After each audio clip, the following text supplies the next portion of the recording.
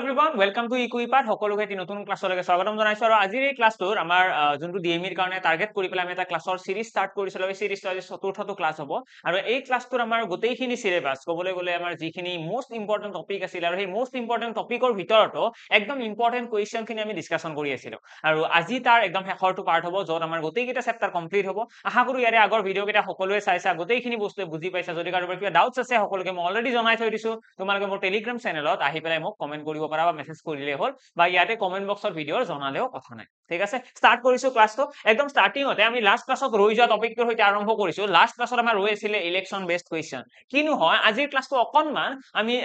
অকল selectively question নহয় আমি ওভাৰভিউ এটা লবলৈ ট্ৰাই কৰিম অৰ্থাৎ আমি কিছুমান কোৱেশ্চনৰ অকনমান থিওৰিটিকেল কথাৰ সৈতে কেইটামান কোৱেশ্চনৰ প্যাটাৰ্ন মনত ৰাখিবলৈ চেষ্টা কৰিম কাৰণ যদি আমি টাইপ অফ কোৱেশ্চন ইয়াতে চাব যাওঁ যদি আমি অকল মোস্ট ইম্পৰ্টেন্ট কোৱেশ্চন বুলি কওঁ এইকেইটা চেপ্টাৰত অকনমান দিগদাৰ হয় এইকেইটা মানে কি কেইটা চেপ্টাৰ আছে গোটেইখিনি মই এবাৰ দেখাই দিছো বাৰু মই মেইনলি তোমালোকক ক'ব খোজো মেনচুৰেশন ঠিক আছে এই মেনচুৰেশন চেপ্টাৰটো যে আছে এইখন আছিল না সিলেবাস এইখন আছিল আমাৰ মেথছৰ কমপ্লিট সিলেবাস আৰু এই কমপ্লিট সিলেবাসৰ ভিতৰত সকলোতকৈ ইম্পৰ্টেন্ট চেপ্টাৰ বুলি ক'লে আমাৰ এইকেইটা আছিল যিকেইটাৰ মই আশা কৰিছো এক্সামত ম্যাক্সিমাম নাম্বাৰ অফ কোৱেশ্চন আহিব এনেকুৱাও সম্ভৱ আছে যে ইয়াৰে অকল কোৱেশ্চন কেইটা আহিল বেলেগ চেপ্টাৰ কেইটা নাহিলে এটা কথাটো হল ইয়াৰে আমি অলৰেডি প্ৰথম 6টা চেপ্টাৰ হয়নে number system simplification LCM and HCF time and work time student distance ratio and percentage এই গোটেইকেইটা চেপ্টাৰ আমাৰ কমপ্লিট হৈ গৈছে এটা আজিৰ ক্লাছত আমাৰ বাকি আছে এভাৰেজ সিম্পল ইন্টাৰেস্ট আৰু মেনচুৰেশন এই তিনটা চেপ্টাৰ আমাৰ বাকি আছে আৰু এই তিনিওটা চেপ্টাৰৰে যদি এভাৰেজৰ কথা কওঁ এভাৰেজ চেপ্টাৰটো কি হয় আমি কৰিবতো পাৰো যে মোস্ট ইম্পৰ্টেন্ট কোৱেশ্চন দুটা আছে কিন্তু সেই দুটা বুলি পঢ়িলে কি হ'ব এক্সামত অলপমান ফ্লাকচুৱেট কৰি পেলাই কোৱেশ্চনটো চেঞ্জ হৈ গলে তোমালোকৰ কনফিউজন লাগিব পাৰে তো আমি অকনমান থিওৰিটিকেল ওয়াইজ বুজিবলৈ চেষ্টা কৰিম যাতে এক্সামত যিয়ে নাহক কিয় আমি কৰিব পাৰো ঠিক তেনেদৰে সিম্পল ইন্টাৰেস্টত এনেকুৱাই থাকিব আমি অকনমান থিওৰিটিকেলিও যাম আৰু অলপমান কোৱেশ্চনৰ প্ৰেক্টিস কৰিম আৰু লাষ্টত আমাৰ মেনচুৰেশন চেপ্টাৰটো মেইনলি আমি থিওৰিটিকেলি যাম তেতিয়া আমাৰ বুজিবলৈ বেছি ইজি হ'ব কেনেকুৱা টাইপ অফ কোৱেশ্চন আহে তোমালোকৰ এটা আইডিয়া বনিব আৰু সেই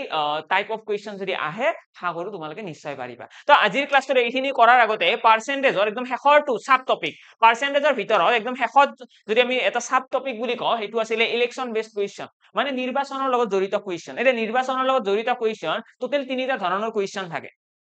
টোটাল তিনিটা ধৰণৰ কোৱেশ্চন থাকে কিন্তু ইয়াতে আমি এক্সপেক্ট কৰিব পাৰো মাত্ৰ প্ৰথম দুটা টাইপৰ কোৱেশ্চন চাই গলে সাফিচিয়েন্ট মানে আমি দুটা ধৰণৰ কোৱেশ্চন ইয়াতে চাম ঠিক আছে আমি দুটা ধৰণৰ কোৱেশ্চন ইয়াতে চাম প্ৰথমতে আমি চাম টাইপ 1 যেটো একদম বেসিক লেভেলৰ কোৱেশ্চন আৰু মোৰটো এনেকুৱা লাগি আছে যে এক্সামত টাইপ 1 ৰহে কোৱেশ্চন দেখা যাব টাইপ 1 ৰ বাহিৰে বেলেগ নাহে যদি টাইপ 1 নাহি পেলাই অকনমান টাফনেস লেভেল অফ ইনে গুছিও যায় তেতিয়া হলে আমি টাইপ 2 তো চাই থম তো আলটিমেটলি আমাৰ দুটা কোৱেশ্চন চাব লাগে type 1 and type 2 that's it হল এটা এক্সামত কি আহিব কেনেকুৱা ধৰণৰ কথা ক'ব ইলেকশনত তোমালোকে সদায় মনত ৰাখিবা যেতিয়া এটা নিৰ্বাচনৰ কথা কোৱা হয় এটা নিৰ্বাচনত যেটো টোটাল নাম্বাৰ অফ ভোটস থাকে টোটাল ভোট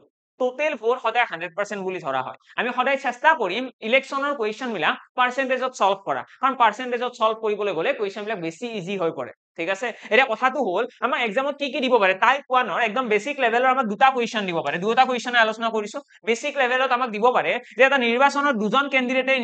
নিৰ্বাচন এটা খেলিছে ঠিক আছে এটা ইলেকশনত দুজন ক্যান্ডিডেটে ইলেকশনটোৰ অংশগ্ৰহণ কৰিছে এ আৰু বি এ ঠিক আছে এ আৰু বি এ অংশগ্ৰহণ কৰিছে এটা আমাক ক'ব এ নামৰ মানুহজনে 1000টা ভোট লাভ কৰিলে 1000 ভোট এ নামৰ মানুহজনে 1000 ভোট লাভ কৰিলে আৰু বি নামৰ মানুহজনে 500 ভোট লাভ কৰিলে 500 নকওঁ মই 800 কৈ দিলো ঠিক আছে বি নামৰ মানুহজনে 800 ভোট লাভ কৰিলে এতিয়া আমাক কোৱেশ্চন কৰিব যে কিমান শতাংশ ভোট এ পালে আৰু কিমান শতাংশ ভোট বি এ পালে উলিওৱা ঠিক আছে আমাৰ এইটো আহিব কোৱেশ্চন মই অকনমান কোৱেশ্চনটো বেছি সিম্পল বনাই দিছো তেতিয়া বেছি ইজি হ'ব মোস্ট প্ৰবাবলি তো তোমালোকে ইয়াতে লোৱা 700 ইয়াতে লোৱা 300 তো মই কৈ দিলো এটা নিৰ্বাচন এটা আছে ঠিক আছে এটা নিৰ্বাচনত এ নামৰ প্ৰাৰ্থীজনে এ নামৰ ক্যান্ডিডেট জনে 1000টা ভোট 700টা ভোট লাভ কৰিলে এ নামৰ ক্যান্ডিডেট জনে 700টা ভোট পাইছে আৰু বি এ লাভ কৰিছে 300টা ভোট কোৱেশ্চনটো চাবা দে আকৌ এবাৰ কোৱেশ্চনটো কৈছো এটা নিৰ্বাচনত এ নামৰ প্ৰাৰ্থীজনে 700টা ভোট লাভ কৰে আৰু বি এ 300টা ভোট লাভ কৰিবলৈ সক্ষম হয় এ নামৰ প্ৰাৰ্থীজনে কিমান শতাংশ ভোট লাভ কৰিছে উলিওৱা বি নামৰ ক্যান্ডিডেট জনে কিমান পাৰ্সেন্ট ভোট লাভ কৰিছে উলিওৱা এইটো হৈছে কোৱেশ্চন একদম ইজি কোৱেশ্চন এটা আমাক কি কৈছে কিমান শতাংশ ভোট এ পাইছে কিমান শতাংশ ভোট বি পাইছে এটা আমাক এ আৰু বি এ পোৱা ভোটৰ সংখ্যাটো দি দিছে কিন্তু পাৰ্সেন্টেজ আমাক উলিয়াব দিছে তো আমি কৰিম কি আমি প্ৰথমতে চাব লাগিব টোটাল ভোট কিমান আছিল ইয়াতে যদি চাও টোটাল নাম্বাৰ অফ ভোট কিমান আছিল তো টোটাল ভোট ইয়াতে আছিল কিমান 1000টা আৰু এই টোটাল 1000টা ভোটৰ ভিতৰত এ নামৰ ক্যান্ডিডেট জনে কিমান ভোট পালে এ ভোট পাইছে 700টা ভোট ঠিক আছে 1000টা টোটাল ভোট আৰু 700টা ভোট কোনে পাইছে এ পাইছে ইনটু 100 কৰি দিয়া তোমালোকৰ লগে লগে আনসার ওলাই যাব যে কিমান শতাংশ ভোট এ পাইছে কিমান আহি গ'ল 70% অৰ্থাৎ 70% ভোট এ পাইছে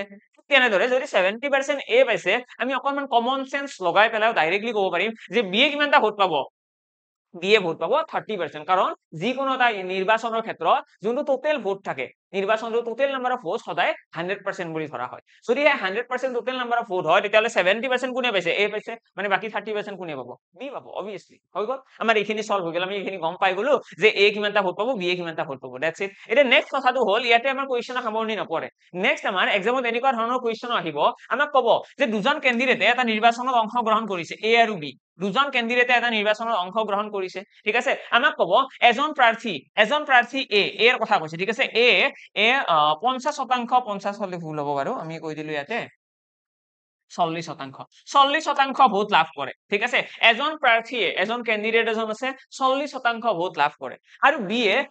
1200 বি নামৰ ক্যান্ডিডেট জনে 1200 ভোট লাভ কৰে এটা তোমালোকে উলিয়াব লাগে টোটেল নাম্বাৰ অফ ভোট উলিয়াবা টোটেল ভোট কিমান আছিল নিৰ্বাচনটো চোৱা দেই এই দুটা কি আছে খুব বেছি ইম্পৰ্টেন্ট তোমালোকৰ এক্সামত চান্স আছে এই টাইপ 1 ৰ কোৱেশ্চন আহাৰ যত আমাক একদম বেসিক কথা কব যে এ ইমানটা ভোট পাইছে বি এ ইমানটা ভোট পাইছে তেতিয়াহলে এ কিমান শতাংশ ভোট পালে বা বি এ কিমান শতাংশ পালে তো আমি কি কৰিম প্ৰথমতে ইহঁতৰ ভোট কেইটা যোগ কৰি দিম যোগ কৰাৰ কাৰণ কি যোগ কৰাৰ ৰিজনটো হৈছে আমাক টোটেল নাম্বাৰ অফ ভোট লাগিব যিকোনো এটা নিৰ্বাচনত এজন প্ৰাৰ্থীয়ে যদি ভোট পায় সেই ভোট কেইটা কিহৰ ওপৰত পাব সদায় টোটেল নাম্বাৰ অফ ভোটৰ ওপৰত যদি টোটেলটোৱে গম নাপাওঁ তেতিয়াহলে আমি কেনেকৈ গম পাম যে কিমানটা ভোট পাইছে বা কম্পেয়াৰ কেনেকৈ কৰিম তো এটা আমি দেখিছো 1000টা টোটেল ভোট তাৰে ওপৰত 700টা ভোট কোনে পাইছে 1000টা ভোটৰ ভিতৰত 700টা ভোট লাভ কৰিছে এ কিন্তু 100 কিয় কৰিলো পাৰ্সেন্টেজ উলিয়াবৰ কাৰণে কাৰণ সকলোৱে আমি জানো যদি পাৰ্সেন্টেজ উলিয়াব লগা হয় তেলে 100টা পূৰণ কৰিব লাগে 100টা মাল্টিপ্লাই কৰিব লাগে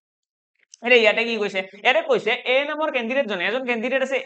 এ নামৰ ক্যান্ডিডেট জনে 40% ভোট লাভ কৰে ঠিক আছে এ নামৰ ক্যান্ডিডেট জনে 40% ভোট লাভ কৰে আৰু বি এ কিমান শতাংশ ভোট পাব 12% সৰি 1200 বি এ 1200টা ভোট পাব এ নামৰ ক্যান্ডিডেট জনে 40% ভোট পাইছে আৰু বি এ কিমান পাইছে 1200টা ভোট এটা আমাক কোৱেশ্চন কৰিছে টোটেল নাম্বাৰ অফ ভোট উলিবা এটো কেনেকৈ কৰিম অকনমান কমন সেন্স লগালে হল চোৱা যদি এটা নিৰ্বাচনত এ আৰু বি এ নিৰ্বাচনটোৰ অংশগ্ৰহণ কৰিছে আৰু তাৰ ভিতৰত যদি এ নামৰ প্ৰাৰ্থীজনে 40% ভোট পাইছে মানে বি এ কিমান পাব সদায় মনত ৰাখিবা যে টোটেল নাম্বাৰ অফ ভোট 100% যদি এ যদি 40% পাইছে বি এ কিমান পাব 60% আৰু সেই 60% ভোট যিটো বি এ পাইছে সেই 60% ভোট কাৰ সমান 1200টা ভোটৰ সমান নহয় জানো 1200 ভোটৰ সমান গম পাই গলো আমি যে 60% সমান 1200 এতিয়া ইয়াৰে পৰা তোমালোকে যদি 1% ৰ ভ্যালু উলিয়াব বিচাৰা 1% ইকুৱেল কি হ'ব 60 ৰে হৰণ কৰি দিয়া এইটো 60 টো ইপিনে লৈ যোৱা হৰণ কৰি দিয়া 60 2 গুণ 120 আৰু 20 আহি গল অৰ্থাৎ আমি গম পাই গলো 1% মানে কিমান 1% মানে হৈছে 20 1% ভোট মানে হৈছে 20টা ভোট এতিয়া আমাক ইয়াৰে কি কৈছে টোটেল নাম্বাৰ অফ ভোট আৰু যিকোনো এটা নিৰ্বাচনত টোটেল নাম্বাৰ অফ ভোটক কি বুলি ধৰা হয় 100% মানে ইয়াতে তোমালোকে এটা 100 মাল্টিপ্লাই কৰিব লাগিব কাৰণ আমাক লাগে কি আমাক লাগে 100% ঠিক আছে আৰু ঠিক তেনেদৰে ইয়াতেও এটা 100 মাল্টিপ্লাই কৰি দিয়া অৰ্থাৎ কাৰেক্ট আনসাৰ কিমান আহি গল 2000 মানে নিৰ্বাচনটো টোটেল ভোট কিমান আছিলে নিৰ্বাচনটো টোটেল ভোট আছিলে 2000 আশা কৰো ক্লিয়াৰ আশা কৰো সকলোৰে ক্লিয়াৰ কাৰো একো কনফিউজন নাই যে ইলেকশনৰ কোৱেশ্চন এই দুটা ধৰণৰ আহিলে আমি নিশ্চয় কৰিব পাৰিম দুটা কোৱেশ্চন ভালকৈ চোৱা আকৌ এবাৰ ৰিভাইন্ড কৰা লাগিলে ভিডিওটো যদি তাৰ পাছতো কনফিউজন থাকে তোমালোকে মোৰ টেলিগ্ৰাম চেনেল মেথছ বাই নিৰ্মল ছাৰ সাৰ্চ কৰা জয়েন কৰা আৰু মই অলৰেডি কৈ থৈ দিছো যে এইটো ক্লাছৰ পাছত আৰু এটা ক্লাছ আহিব কাৰণ অহাকালিৰ দিনটো আছে এতিয়া বৰ্তমান পৰীক্ষাৰ মাজত মাত্ৰ দুদিন আছে তাৰ ভিতৰত আজি এইটো ক্লাছ আৰু অহাকালি আমি কি কৰিম ইয়াৰে আগত প্ৰিভিয়াস ইয়াৰ্ছৰ যিমান কোৱেশ্চন আহি গৈছে প্ৰতিটো কোৱেশ্চন ডিসকাশন কৰিম ঠিক আছে তো সাজু থাকিবা অকমান ৰেডি থাকিবা প্ৰিভিয়াস ইয়াৰ্ছৰ কোৱেশ্চন খিনি খুব বেছি ইম্পৰ্টেন্ট হয় কাৰণ বেছিভাগ এক্সামত দেখা যায় এৰে আগৰ আহি যোৱা কোৱেশ্চন বহুত কেইটা ৰিপিট কৰে যদি এক্সামত কোৱেশ্চন ৰিপিট হয় তেতিয়াহলে তোমালোকৰ কাৰণে বহুত বেছি হেল্পফুল হ'ব ঠিক আছে ওকে তো ইয়াৰে পাছত আমাৰ নেক্সট কি আহিব ইয়াৰে পাছত নেক্সট আমাৰ এনেকুৱা কিছুমান কোৱেশ্চন আহে আমাক এনেকুৱা কথা ক'ব এটা নিৰ্বাচনৰ কথা ক'ব ঠিক আছে এটা নিৰ্বাচনত এ আৰু বি এ এটা নিৰ্বাচনত আমাৰ প্ৰতিদ্বন্দিতা কৰিছে ঠিক আছে ক্যান্ডিডেট দুজনে পাৰ্টিসিপেট কৰিছে এ আৰু বি এ এটা নিৰ্বাচনত অংশগ্ৰহণ কৰিছে আৰু তাত কি হৈছে আমাক ক'লে যে এই নিৰ্বাচনটোৰ 10% ভোট ইনভ্যালিড আছিল 10% ভোট ইনভ্যালিড এটা এইটো কি হয় এইটো কনসেপ্টটো কি ইনভ্যালিড কি বস্তু তো এইটো বুজিবৰ কাৰণে আমি অকনমান কাহিনী জানিব লাগিব সো আমি যেতিয়া নিৰ্বাচনৰ কথা কওঁ ন মই এটা ফ্লো চাৰ্ট এটা বনাই দিছো দেই আমি যেতিয়া নিৰ্বাচনৰ কথা কওঁ সদায় নিৰ্বাচনৰ প্ৰথমতে থাকিব টোটেল ভোট মানে ভোটাৰ লিষ্ট তোমালোকে জানো ন ভোটাৰ লিষ্টত যিমান মানুহৰ নাম থাকে সেইখিনিক আমি কি বুলি কওঁ টোটেল ভোটস বুলি কওঁ ঠিক আছে টোটেল ভোট এখন ভোটাৰ লিষ্টত সাপোজ যিমানটা নাম আছে আমাৰ ঘৰৰ ওচৰত নিৰ্বাচন হয় তোমালোকে সকলোৱে জানা অকনমান হলে আইডিয়া আছে ভোট মানে কি হয় তো ইলেকশনত কি হয় এখন ভোটাৰ লিষ্ট থাকে তাত বহুত মানুহৰ নাম থাকে সাপোজ 500 মানুহৰ নাম আছে আৰু সেই 500 মানুহৰ ভিতৰত কি হয় কিছুমান মানুহে ভোট নিদিয়ে ঠিক আছে তো কিছুমান মানুহে ভোট নিদিয়ে মানে সেইটো কি বুলি কয় not casted their vote not casted vote নিদিলে আৰু কিছুমান মানুহে কি কৰে ভোটটো কাষ্ট কৰে কাষ্ট কৰা বুলি কয় না ভোট দিয়াটো সেইটো কি বুলি কয় ভোটটো দিয়া বুলি কয় বা ভোট কাষ্ট কৰা বুলি কয় ঠিক আছে কাষ্টেড দেয়াৰ ভোটস ভোট দিলে কিছুমান মানুহে ভোট নিদিলে কিছুমানে ভোট দিলে এতিয়া ভোট দিয়াৰ পিছত আমাৰ নিৰ্বাচনত চাপোজ 500টা ভোট আছিলে তাৰ 50টা মানুহে ভোট নিদিলে ঠিক আছে মই এটা কৈ দিলো মই এটা ডাটাখিনি বহাই দিছো 500টা টোটেল মানুহ আছিলে এইটো হৈছে ভোটাৰ লিষ্টত যে ভোটাৰ লিষ্টত 500টা মানুহ আছে মানে টোটেল ভোট আছিলে 500 সেই 500টা ভোটৰ ভিতৰত 50 জন মানুহে ভোট নিদিলে কৈছে ভোট দিলে কি হব বেছিভাগে নিদিয়ে ন গুৰুত্ব নিদিয়ে ভোট দিনো কি কৰিম বাদ দিয়া মই নাযাওঁ আৰু ভোট দিবলৈ মিছামিছি দিনটো ৰাত লাইন পাতি থাকিব লাগিব নাযাওঁ 50 জন মানুহে ভোট নিদিলে বাকি কিমান জনে ভোট দিলে তো ভোট দিলে 450 জনে কেতিয়াবা এনেকুৱা হয় ন যি কেইজন মানুহে ভোট দিলে তাৰ কিছুমান মানুহৰ ভুলতে ভোটটো দিয়া যায় ভুলতে মানে কি কিছুমানে কি কৰে ভোটটো দিব যাওঁতে কি হৈ যায় বেলট পেপাৰখন বেয়া হৈ যায় বেলট পেপাৰখন দুটা ষ্টেম্প লগাই দিয়ে এটা ষ্টেম্প লগাব লাগে ন জেনেৰেলি যেতিয়া ইলেকশ্যনত ভোট দিয়ে কি কৰা যায় এনেকৈ সাপোজ এখন পেপাৰ এখন আছে আজিকালি বাৰু ডিজিটেল হৈ গৈছে ইভিএম মেচিন আহি গৈছে ইভিএম মেচিনত বাৰু ভুল নহয় কিন্তু ইভিএম নাথাকিলে যেতিয়া বেলট পেপাৰত ভোট দিয়া হয় তেতিয়াহ'লে বহুতখিনি মিষ্টেক হোৱাৰ চান্স থাকে মিষ্টেক মানে কেনেকুৱা সাপোজ ইয়াতে এটা বক্স এটা আছে আৰু এই বক্সটোৰ ভিতৰত আমি এনেকৈ দুটা বক্স আছে ঠিক আছে ইয়াতে সাপোজ আছে বিজেপি আৰু ইয়াতে আছে কংগ্ৰেছ ঠিক আছে ইয়াতে আছে কংগ্ৰেছ তো এই দুটা মানে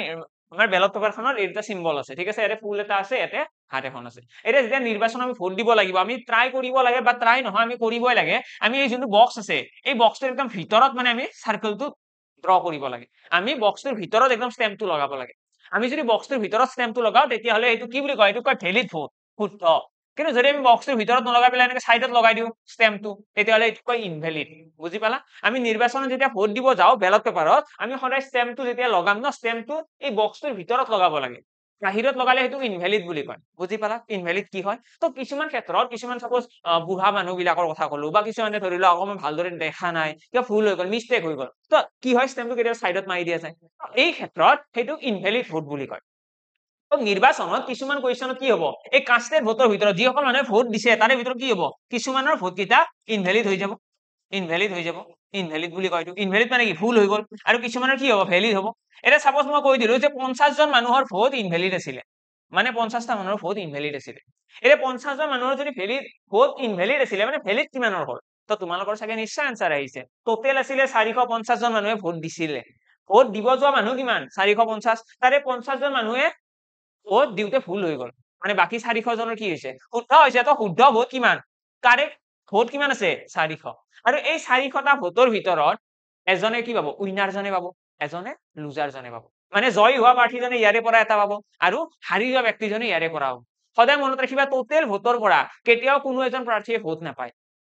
আমাৰ যোনটো ভোটাৰ লিষ্ট আছে তাত যিমান ভোট আছে তাৰে পৰা আমাৰ যিকেইজন উইনাৰ আৰু লুজাৰ থাকে তাহাঁতে ভোট নাপায় ভোট ক'ৰ পৰা পাব ভোট পাব ভেলিড ভোটৰ পৰা এইটো বাৰু এটা পাৰ্ট হয় ইয়াৰে কিন্তু আলটিমেটলি আমি ফাইনেল যদি আমি একদম কাৰেক্টলি এনসাৰ দিব লাগে আমি কম ভেলিড ভোটৰ পৰা ভেলিড ভোটৰ বাহিৰে বেলেগৰ পৰা নাপায় কাৰণ চোৱা ইয়াতে যিকেইটা নন কাষ্টেড ভোট আছে ভোট দিয়াই নাই ইহঁতৰ ভোট পাব জানো কোনোবাই বিজেপি পাব নে কংগ্ৰেছে পাব কোনো নাপায় ইয়াতে ভোটে দিয়া নাই কোনো নাপায় নেক্সট যদি ইয়াতে আমি ইনভেলিড চাওঁ ইনভেলিড কেইটা কি হ'ব ইনভেলিড ডাইৰেক্টলি কি কৰি দিব পেলাই দিব এইকেইটা ইউজ নকৰে বুজি পালা তো এইটো বস্তু আৰু এইটো বস্তুৰ কাম নাই বাকি ৰৈ যোৱা খিনিৰহে কাম আছে ঠিক আছে বাকি যি 400টা ভোট ৰৈ গৈছে সেইখিনি কি পাব সেইখিনি কোনোবা এজন ব্যক্তিয়ে পাব আৰু পাই পেলাই জয়ী হ'ব আৰু কোনোবা এজনে কি হ'ব পাব যদিও কিন্তু কিছুমান ভোটৰ কাৰণে হাৰিও যাব পাৰে হয়নে তো আলটিমেটলি এতিয়া এই 400 ভিতৰত যদি কোনোবাই যদি 300 ভোট পায় সেইটো কি হ'ব উইনাৰ আৰু বাকি এজনে কি পাব 100টা হ'ব কাৰণ টোটেল 400টা আছে যদি এজনে 300 পায় আনজনে কিমান পাব 100টা ভোট পাব এইটো হৈছে ষ্ট্ৰাকচাৰ ঠিক আছে এইটো হৈছে ষ্ট্ৰাকচাৰ আমাৰ কুৱেশ্যনৰ এটা আমাৰ এক্সামত কি আহিব মই এক্সামৰ পইণ্ট অফ ভিউ একদম ডাইৰেক্টলি ক'ব বিচাৰিছো কাৰণ যদি বেছি ডিটেইলছত গুচি যাওঁ ক্লাছটো বহুত দীঘলীয়া হ'ব ইমান দীঘলীয়া নকৰো এক্সামৰ দুদিন আগত আমি ইমান দীঘলীয়াকৈ শিকিব যোৱাৰ প্ৰয়োজন নাই যদি তোমালোকে ইচ্ছা কৰা তেতিয়াহ'লে নিশ্চয় আমি এইটো এক্সাম ক্লিয়াৰ হোৱাৰ এইটো এক্সাম যোৱাৰ পিছত আমি ডিটেইলছত আলোচনা কৰিম ইলেকশ্যন বেছড কুৱেশ্যন কমেণ্ট বক্সত এবাৰ জনাই দিবা এইটো এক্সাম যাই লওক দেন আমি আফটাৰ 4 এপ্ৰিলৰ পাছত আমি নেক্সট আলোচনা কৰিম কাৰণ 4 এপ্ৰিল আমাৰ আছাম পুলিচৰ আছে আৰু আছাম পুলিচৰ কাৰণে আমি কেইটামান ক্লাছ কৰিব লাগিব ওকে তো ইয়াতে যদি চাওঁ ভেলিড আৰু ইনভেলিডৰ কথা গম পাই গলো ভেলিডৰ কি আছে 300টা ভেলিড ভোটৰ ভিতৰত 300টা পালে এ আৰু বি এ পালে 100টা এতিয়া এক্সামত কথাটো হ'ল এক্সাম প্ৰতিটো কুৱেশ্যনত তোমালোকে এই কাষ্টেড আৰু নট কাষ্টেড শব্দটো নাপাবা প্ৰতিটো কুৱেশ্যনতে কাষ্টেড আৰু নট কাষ্টেড শব্দটো নাপাবা তো যিবিলাক কুৱেশ্যনত এই ভোট দিয়া নিদিয়াৰ কথা নকয় সেইবিলাকত তোমালোকে এই লাইনটো লিখিবই নালাগে ঠিক আছে কাষ্টেড নট কাষ্টেড লিখিবই নালাগে তোমালোকে কি কৰিবা টোটেল ভোট লিখিবা তাৰে তলত ডাইৰেক্টলি ইনভেলিড ভেলিড ভেলিডৰ পৰা এজন প্ৰাৰ্থী ইয়াতে পাব এজন প্ৰাৰ্থী ইয়াতে পাব বুজি পালা তো প্ৰতিটো কুৱেশ্যনত তোমালোকে কাষ্টেড নট কাষ্টেড লিখিব নালাগে, এইটো কুৱেশ্যনৰ ওপৰত ডিপেন্ড কৰে। এতিয়া আমাৰ যোনটো ডিএমই এক্সাম দিবলৈ গৈ আছে তাত তোমালোকৰ কাষ্টেড নট কাষ্টেডৰ কথা একদমেই নাহে, সেইটো চিন্তা কৰিব লগা কথা নাই। তো কাষ্টেড নট কাষ্টেডৰ কথা যদি আহেও এতিয়া তোমালোকৰ চাগে অকণমান আইডিয়া থাকিব, কিন্তু মেক্সিমাম চান্স আছে এইবিলাক নাহা। আহিব কি তেতিয়াহ'লে? আহিব ভেলিড ইনভেলিডৰ মেক্সিমাম চান্স আছে। যদি আহে, যদি টান কুৱেশ্যন দিয়ে তেতিয়াহ'লে ভেলিড ইনভেলিডলৈকে যাব পাৰে, তাতকৈ টান কুৱেশ্যন নিদিয়ে। তো এতিয়া আমি কি দেখিম? আমি দেখিম ভেলিড ভোটৰ কথা দেখিম ভেলিড, তাৰপিছত আমি ইয়াতে দেখিম ইনভেলিড। মানে কিছুমান কুৱেশ্যনত আমাক ক'ব যে এটা নিৰ্বাচনত, মই বুজাই দি আছো বাৰু গোটেইখিনি, ইয়াতে আছে এ ইয়াতে আছে বি, কাৰণ আমাৰ এই ভেলিড ভোটৰ পৰা কোনে পাব? এ আৰু বি এ পাব। আমাক কুৱেশ্যনত এনেকৈ ক'ব যে এটা নিৰ্বাচনত এ আৰু বি এ অংশগ্ৰহণ কৰিছে, এটা নিৰ্বাচনত এ আৰু বি এ পাৰ্টিচিপেট কৰিছে, এ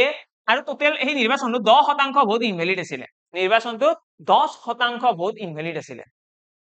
ঠিক আছে, যদি যদি এ নামৰ প্ৰাৰ্থীজনে, এ নামৰ কেণ্ডিডেটজনে 50% ভোট লাভ কৰে, এ নামৰ প্ৰাৰ্থীজনে 50% ভোট লাভ কৰে, ঠিক আছে, আৰু 50% ভোট লাভ কৰে এণ্ড অন বাই, আৰু কিমান ভোটত জিতিব, আৰু কৈ দিলে এণ্ড অন বাই 200 votes। আমাক কৈ দিলে যে এ নামৰ প্ৰাৰ্থীজনে 50% ভোট পাইছে আৰু 200টা ভোটত জয় লাভ কৰিছে, ঠিক আছে, 200টা ভোটত জয় লাভ কৰিছে। আমাক যদি কয় যে এটা নিৰ্বাচনত 10% ভোট ইনভেলিড আছিলে, এটা নিৰ্বাচনৰ 10% ভোট ইনভেলিড আছিলে, নেক্সট আমাক কৈছে যদিহে এ নামৰ কেণ্ডিডেটজনে, এ নামৰ প্ৰাৰ্থীজনে 50% ভোট লাভ কৰে, ঠিক আছে, এ নামৰ প্ৰাৰ্থীজনে 50% ভোট লাভ কৰিছে আৰু 100টা ভোটত নে 200টা ভোটত জয় লাভ কৰে, আৰু 200টা ভোটত জয় লাভ কৰে, তেতিয়াহ'লে নিৰ্বাচনটোৰ মুঠ ভোটৰ সংখ্যা উলিয়াব। কুৱেশ্যন বুজি পালা? কুৱেশ্যন এনেকুৱা, এবাৰ লিখি লোৱা যদি তোমালোকে লিখিব বিচৰা। এটা নিৰ্বাচনত 10% ভোট গ্ৰহণযোগ্য নাছিল, এ নামৰ প্ৰাৰ্থীজনে 50% ভোট লাভ কৰিবলৈ সক্ষম হয় আৰু 200টা ভোটত জয় লাভ কৰে, নিৰ্বাচনটোৰ মুঠ ভোটৰ সংখ্যা নিৰ্ণয় কৰা। এইটো হৈছে কুৱেশ্যন। তো ইয়াতে তোমালোকে দেখিবা যে নিৰ্বাচন আমাক কি কৈছে, আমাক ইয়াতে ভেলিড ইনভেলিডৰ কথা কৈছে নে নাই? নিশ্চয় কৈছে। আমাক ইয়াতে ভেলিড ইনভেলিডৰ কথা কৈছে নে? কৈছে। এতিয়া কিমান ইনভেলিড বুলি কৈছে? 10%। যদি 10% ইনভেলিড হয়, টোটেল ভোট কি বুলি ধৰা হয় ন? টোটেল ভোট সদায় তোমালোকে 100% বুলি ধৰিম। যদি 100% টোটেল ভোট হয়, তাৰে ইনভেলিড যদি 10%, ভেলিড কিমান হ'ব? ভেলিড হৈ যাব 90%। ক্লিয়াৰ? যদি 10% যদি ইনভেলিড হয়, ভেলিড কিমান হ'ব? 90%। আৰু এই ভেলিড ভোটৰ 90%ৰ আমাৰ এ কিমান পাইছে? এ পাইছে 50% ভোট, আৰু এ যদি 50% পাইছে, বি এ কিমান পাব কোৱাচোন? এতিয়া বি এ কিমান পাব? ভেলিড ভোট আছে 90, এই 10%টো কোনোবাই পাব জানো? এই 10%টো কোনো নাপায়, ভুল নহয় এইটো, সেইটো ডাষ্টবিনত পেলাই দিব। বাকী 90%ৰ ভিতৰত 50% কোনে পালে? এ পালে, মানে বাকী ৰৈ গ'ল কিমান? 40%। আৰু সেই 40% কোনে পাব? বি এ পাব। বুজি পালা? বি এ কিমান পাব? 40%। তো তোমালোকে এই ষ্টেপ কেইটা জানিব লাগে, এই ষ্টেপ কেইটা জানিলে মানে কাম খতম। নিৰ্বাচনৰ কুৱেশ্যন যদি আহে তোমালোকে নিশ্চয় কৰিব পাৰিবা। এতিয়া ইয়াতে যদি চাওঁ 50% টোটেল ভোট আছে, এ পাইছে আৰু বি এ পাইছে 40%। আৰু কুৱেশ্যনত আমাক কি কৈছিলে যে এ নামৰ কেণ্ডিডেটজনে 200টা ভোটত জয়লাভ কৰিছে। এ নামৰ যোনজন ব্যক্তি আছিলে কিমানটা ভোটত জয় হৈছে? 200টা ভোটত। এতিয়া ইয়াতে যদি আমি পাৰ্চেন্টেজত চাওঁ, এ পাইছে 50, বি এ পাইছে 40, ডিফাৰেন্স কিমান আছে? ইয়াতে ডিফাৰেন্স কিমান আছে চোৱাচোন? 10%। মানে ইয়াতে যিটো ডিফাৰেন্স আছে 10%, এই 10%টো কাৰ সমান? এই 10%টো 200ৰ সমান, হয় নহয় জানো? হয়, কিয় হয় এইটো? কাৰণ এ নামৰ কেণ্ডিডেটে এই 10% ভোটতহে জয়ী হৈছে, এই 10% ভোটত জয়ী হৈছে, আৰু সেই 10%টো 200ৰ সমান। তো ইয়াৰে পৰা আমি গম পালো 10% সমান 200, আৰু ইয়াৰে পৰা যদি আমি কেলকুলেট কৰো আমি কি পাম? আমি ইয়াতে 0 আৰু নুগুচালেও কথা নাই, আমাক লাগে কি? আমাক লাগে টোটেল নাম্বাৰ অফ ভোটস। এই নিৰ্বাচন টোটেল ভোট কিমান আছিলে? টোটেল ভোট মানে কিমান? 100%। তো ইয়াতে তোমালোকে এটা 10 পূৰণ কৰি দিয়া, 10 গুণ কিমান? 100%। আৰু ইয়াতেও কি কৰিবা? ইয়াতেও এটা 10 পূৰণ কৰি দিয়া, মানে 2000 আমাৰ কাৰেক্ট এনসাৰ আহি যাব। মানে এই নিৰ্বাচনটোত, এই ইলেকশ্যনটোত কিমানটা ভোট আছিলে? এই ইলেকশ্যনটোত টোটেল নাম্বাৰ অফ ভোট আছিলে 2000টা ভোট। বুজি পালা? আশা কৰো বুজি পালা। এতিয়া ইয়াতে আমাৰ এক্সামত বেলেগ বেলেগ কুৱেশ্যন কৰিব পাৰে, আমাক এইটোও ক'ব পাৰে যে নিৰ্বাচনটোত বি এ পোৱা ভোটৰ সংখ্যা উলিওৱা। ঠিক আছে, আমাক এইখিনি কোৱা আছিল ন যে এ নামৰ কেণ্ডিডেটজনে 200টা ভোট 200টা ভোটত জয়লাভ কৰিছে, তো আমাক কৈছে বি এ পোৱা ভোটৰ সংখ্যা উলিওৱা। এতিয়া 200টা ভোটত জয়লাভ কৰিছে মানে আমি কি লিখিম? 10% সমান 200, 10% সমান 200। যদি 10% সমান 200 হয়, 40% সমান কিমান হ'ব? উলিয়াব নোৱাৰিবা জানো? নিশ্চয় পাৰিবা। 800টা হ'ব, মানে 800টা ভোট লাভ কৰিছে বি এ। এ কিমানটা ভোট লাভ কৰিছে? এ লাভ কৰিছে 1000টা ভোট। ঠিক আছে, তো এইটো হৈছে এপ্ৰচ। তো এনেকুৱা এপ্ৰচত আমি কুৱেশ্যন সলভ কৰিব পাৰিম। আশা কৰো বুজি পালা সকলোৱে। যদি ক্লাছ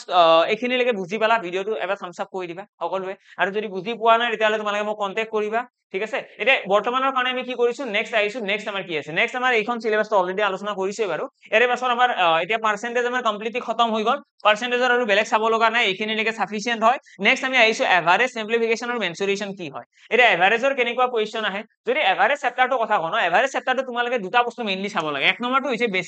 বেসিক মানে ফৰ্মুলাটো চাব লাগে ফৰ্মুলাতে কেনেকৈ কাম কৰে আৰু দুই নম্বৰতে তোমালোকে চাব লাগে কনজিকিউটিভ নাম্বাৰ বা এৰিথমেটিক প্ৰগ্ৰেছন কনজিকিউটিভ আৰু এৰিথমেটিক প্ৰগ্ৰেছনৰ কনসেপ্টটো এই দুটা বস্তু তোমালোকে চাই গলে এৰিথমেটিক প্ৰগ্ৰেছন এই দুটা বস্তু তোমালোকে চাই গলে মানে তোমালোকৰ কাম খতম মই এটা কথা ক'ব বিচাৰো যদি কোনোবা একদমে আজিলৈকে চোৱা নাই আজিলৈকে সাপোজ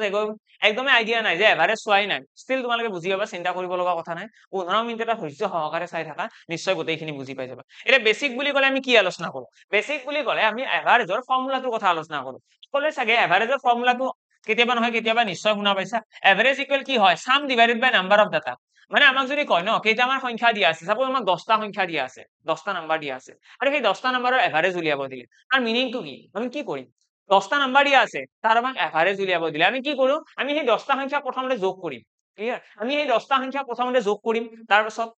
আমি তলত কি লিখিম যিমানটা সংখ্যা আছে সেইটোৰে হৰণ কৰিম মানে 10টা সংখ্যা আছে 10ৰে হৰণ হল তো সেইটো আমাৰ কি হৈ যাব এভাৰেজ হৈ যাব তো এভাৰেজ উলিওৱা টেকনিকটো খুব ইজি যিমানটা সংখ্যা দিয়া আছে গোটেইকেইটা যোগ হৰণ কিহেৰে কৰিম যিমানটা সংখ্যা আছে ঠিক আছে 10টা সংখ্যা থাকিলে 10ৰে হৰণ 5টা সংখ্যা থাকিলে 5ৰে হৰণ সেইটো হৈছে এভাৰেজৰ বেসিক ফৰ্মুলা এতিয়া এইখিনিৰ লগতে যদি কনজিকিউটিভ নাম্বাৰক কথা কবা এৰিথমেটিক প্ৰগ্ৰেছন হয় কি মই সৰু লাইনত বুজাব ট্ৰাই কৰিছো দেই ভালদৰে শুনি লবা কথাকেইটা কনজিকিউটিভ নাম্বাৰ মানে হৈছে ক্ৰমাগত সংখ্যা এটা ক্ৰমাগত মানে কি ক্ৰম অনুসাৰে অহা সংখ্যা মানে 2 3 4 5 6 এটা 2 3 4 5 6 সংখ্যাকেইটা কেনেকুৱানো এই সংখ্যাকেইটা এটাৰ পাছত এটা আহি আছে 2 আহিব তাৰ পাছতে আহিব 3 তাৰ পাছত 4 মানে সিৰিয়ালি আছে তো সিৰিয়ালি থকা সংখ্যাবিলাকক কি বুলি কয় কনজিকিউটিভ নাম্বাৰ ক্ৰমাগত সংখ্যা আৰু লগতে কনজিকিউটিভ নাম্বাৰৰ আৰু এটা কনসেপ্ট আছে কি আছে কনজিকিউটিভ ইভেন নাম্বাৰ ক্ৰমাগত যুগ্ম সংখ্যা চোৱা এটা আছে ক্ৰমাগত সংখ্যা বুলি ক'লে আমি কি মনত ৰাখিম মেইনলি আমি মনত ৰাখিম 1 2 3 4 5 6 যেনেকৈ 50 51 52 53 ঠিক আছে 95 96 97 98 105 106 107 108 মানে তোমালোকে যিকোনো সংখ্যা হ'ব পাৰে এনেকুৱা কোনো কথা নাই যে একৰ পৰাই হ'ব লাগিব তোমালোকে 71 72 73 74 এনেকুৱা ক'ব পাৰা তোমালোকে এইটো ক'ব পাৰা 78 79 80 হৈ যাব 58 59 60 61 62 এনেকুৱা মানে সিৰিয়ালি মানে সংখ্যাবিলাক কি হ'ব লাগিব এটা আৰম্ভ হ'ল তাৰ সিৰিয়ালি যাব লাগিব সেইটো কি বুলি কয় ক্ৰমাগত সংখ্যা আৰু এই ক্ৰমাগত সংখ্যাৰ 2 নম্বৰ কনসেপ্টটো হৈছে এনেকুৱাও কেতিয়াবা হয় য'ত আমাক কয় ক্ৰমাগত যুগ্ম সংখ্যা মানে কোনকেইটা 12 14 16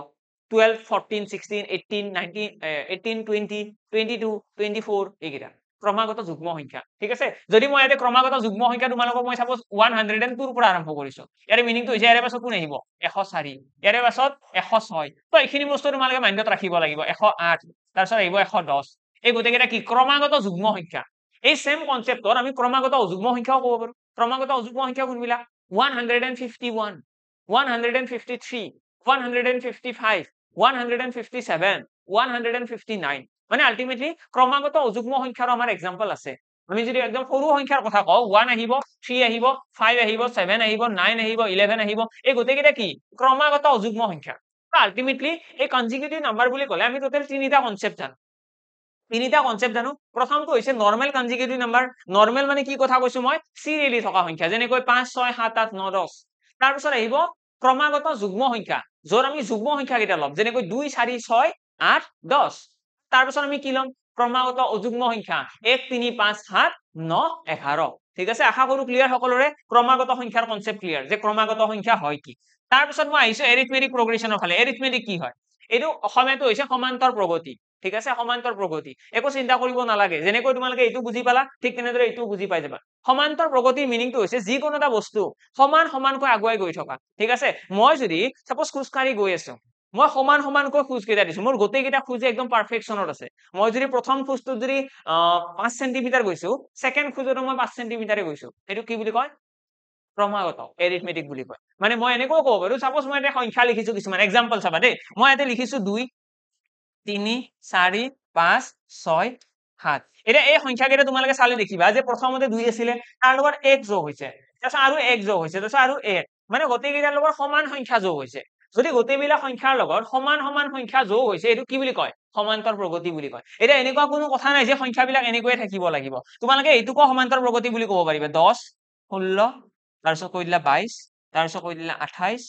তাৰপিছত কৈ দিলা তোমালোকে 34 তাৰপিছত কৈ দিলা 40 এইটো হৈছে সমান্তৰ প্ৰগতি ইয়াৰে তোমালোকে যদি চোৱা ইয়াৰে গোটেইকেইটা সংখ্যাৰ মাজৰ পাৰ্থক্য কিমান 6 মানে 10ৰ লগত 6 যোগ হৈছে 16 16ৰ লগত 6 যোগ হৈছে 22 22ৰ লগত 6 যোগ হৈছে 28 28ৰ লগত 6 যোগ হৈছে 34 34ৰ লগত 6 যোগ হৈছে 40 মানে আলটিমেটলি মই ক'ব কি বিচাৰিছো যদি কিছুমান সংখ্যাৰ মাজৰ পাৰ্থক্যবিলাক সমান হয় যদি কিছুমান সংখ্যাৰ এনেকুৱা ধৰণৰ সংখ্যাবিলাকৰ মাজৰ পাৰ্থক্যবিলাক যদি সমান হয় সেইটো কি বুলি কয় সমান্তৰ প্ৰগতি সকলো ক্লিয়াৰ সকলোৰে এবাৰ কুইক ৰিভিজন কৰাই আছো বোৰ্ডৰ ফালে চাব নালাগে নিজৰ মাইন্ডটো ৰিকল কৰা তোমালোকক মই প্ৰথমতে ক'লো যে এভাৰেজৰ দুটা বস্তু শিকিব লাগে প্ৰথমটো হৈছে বেসিক বুলি ক'লে কি আহিব ফৰ্মুলা আহিব ফৰ্মুলাটো কি আছিল average equal sum divided by number of data clear second point consecutive number আৰু এৰিথমেটিক প্ৰগ্ৰেছন কনজিকিউটিভ মানে কি ক্ৰমাগত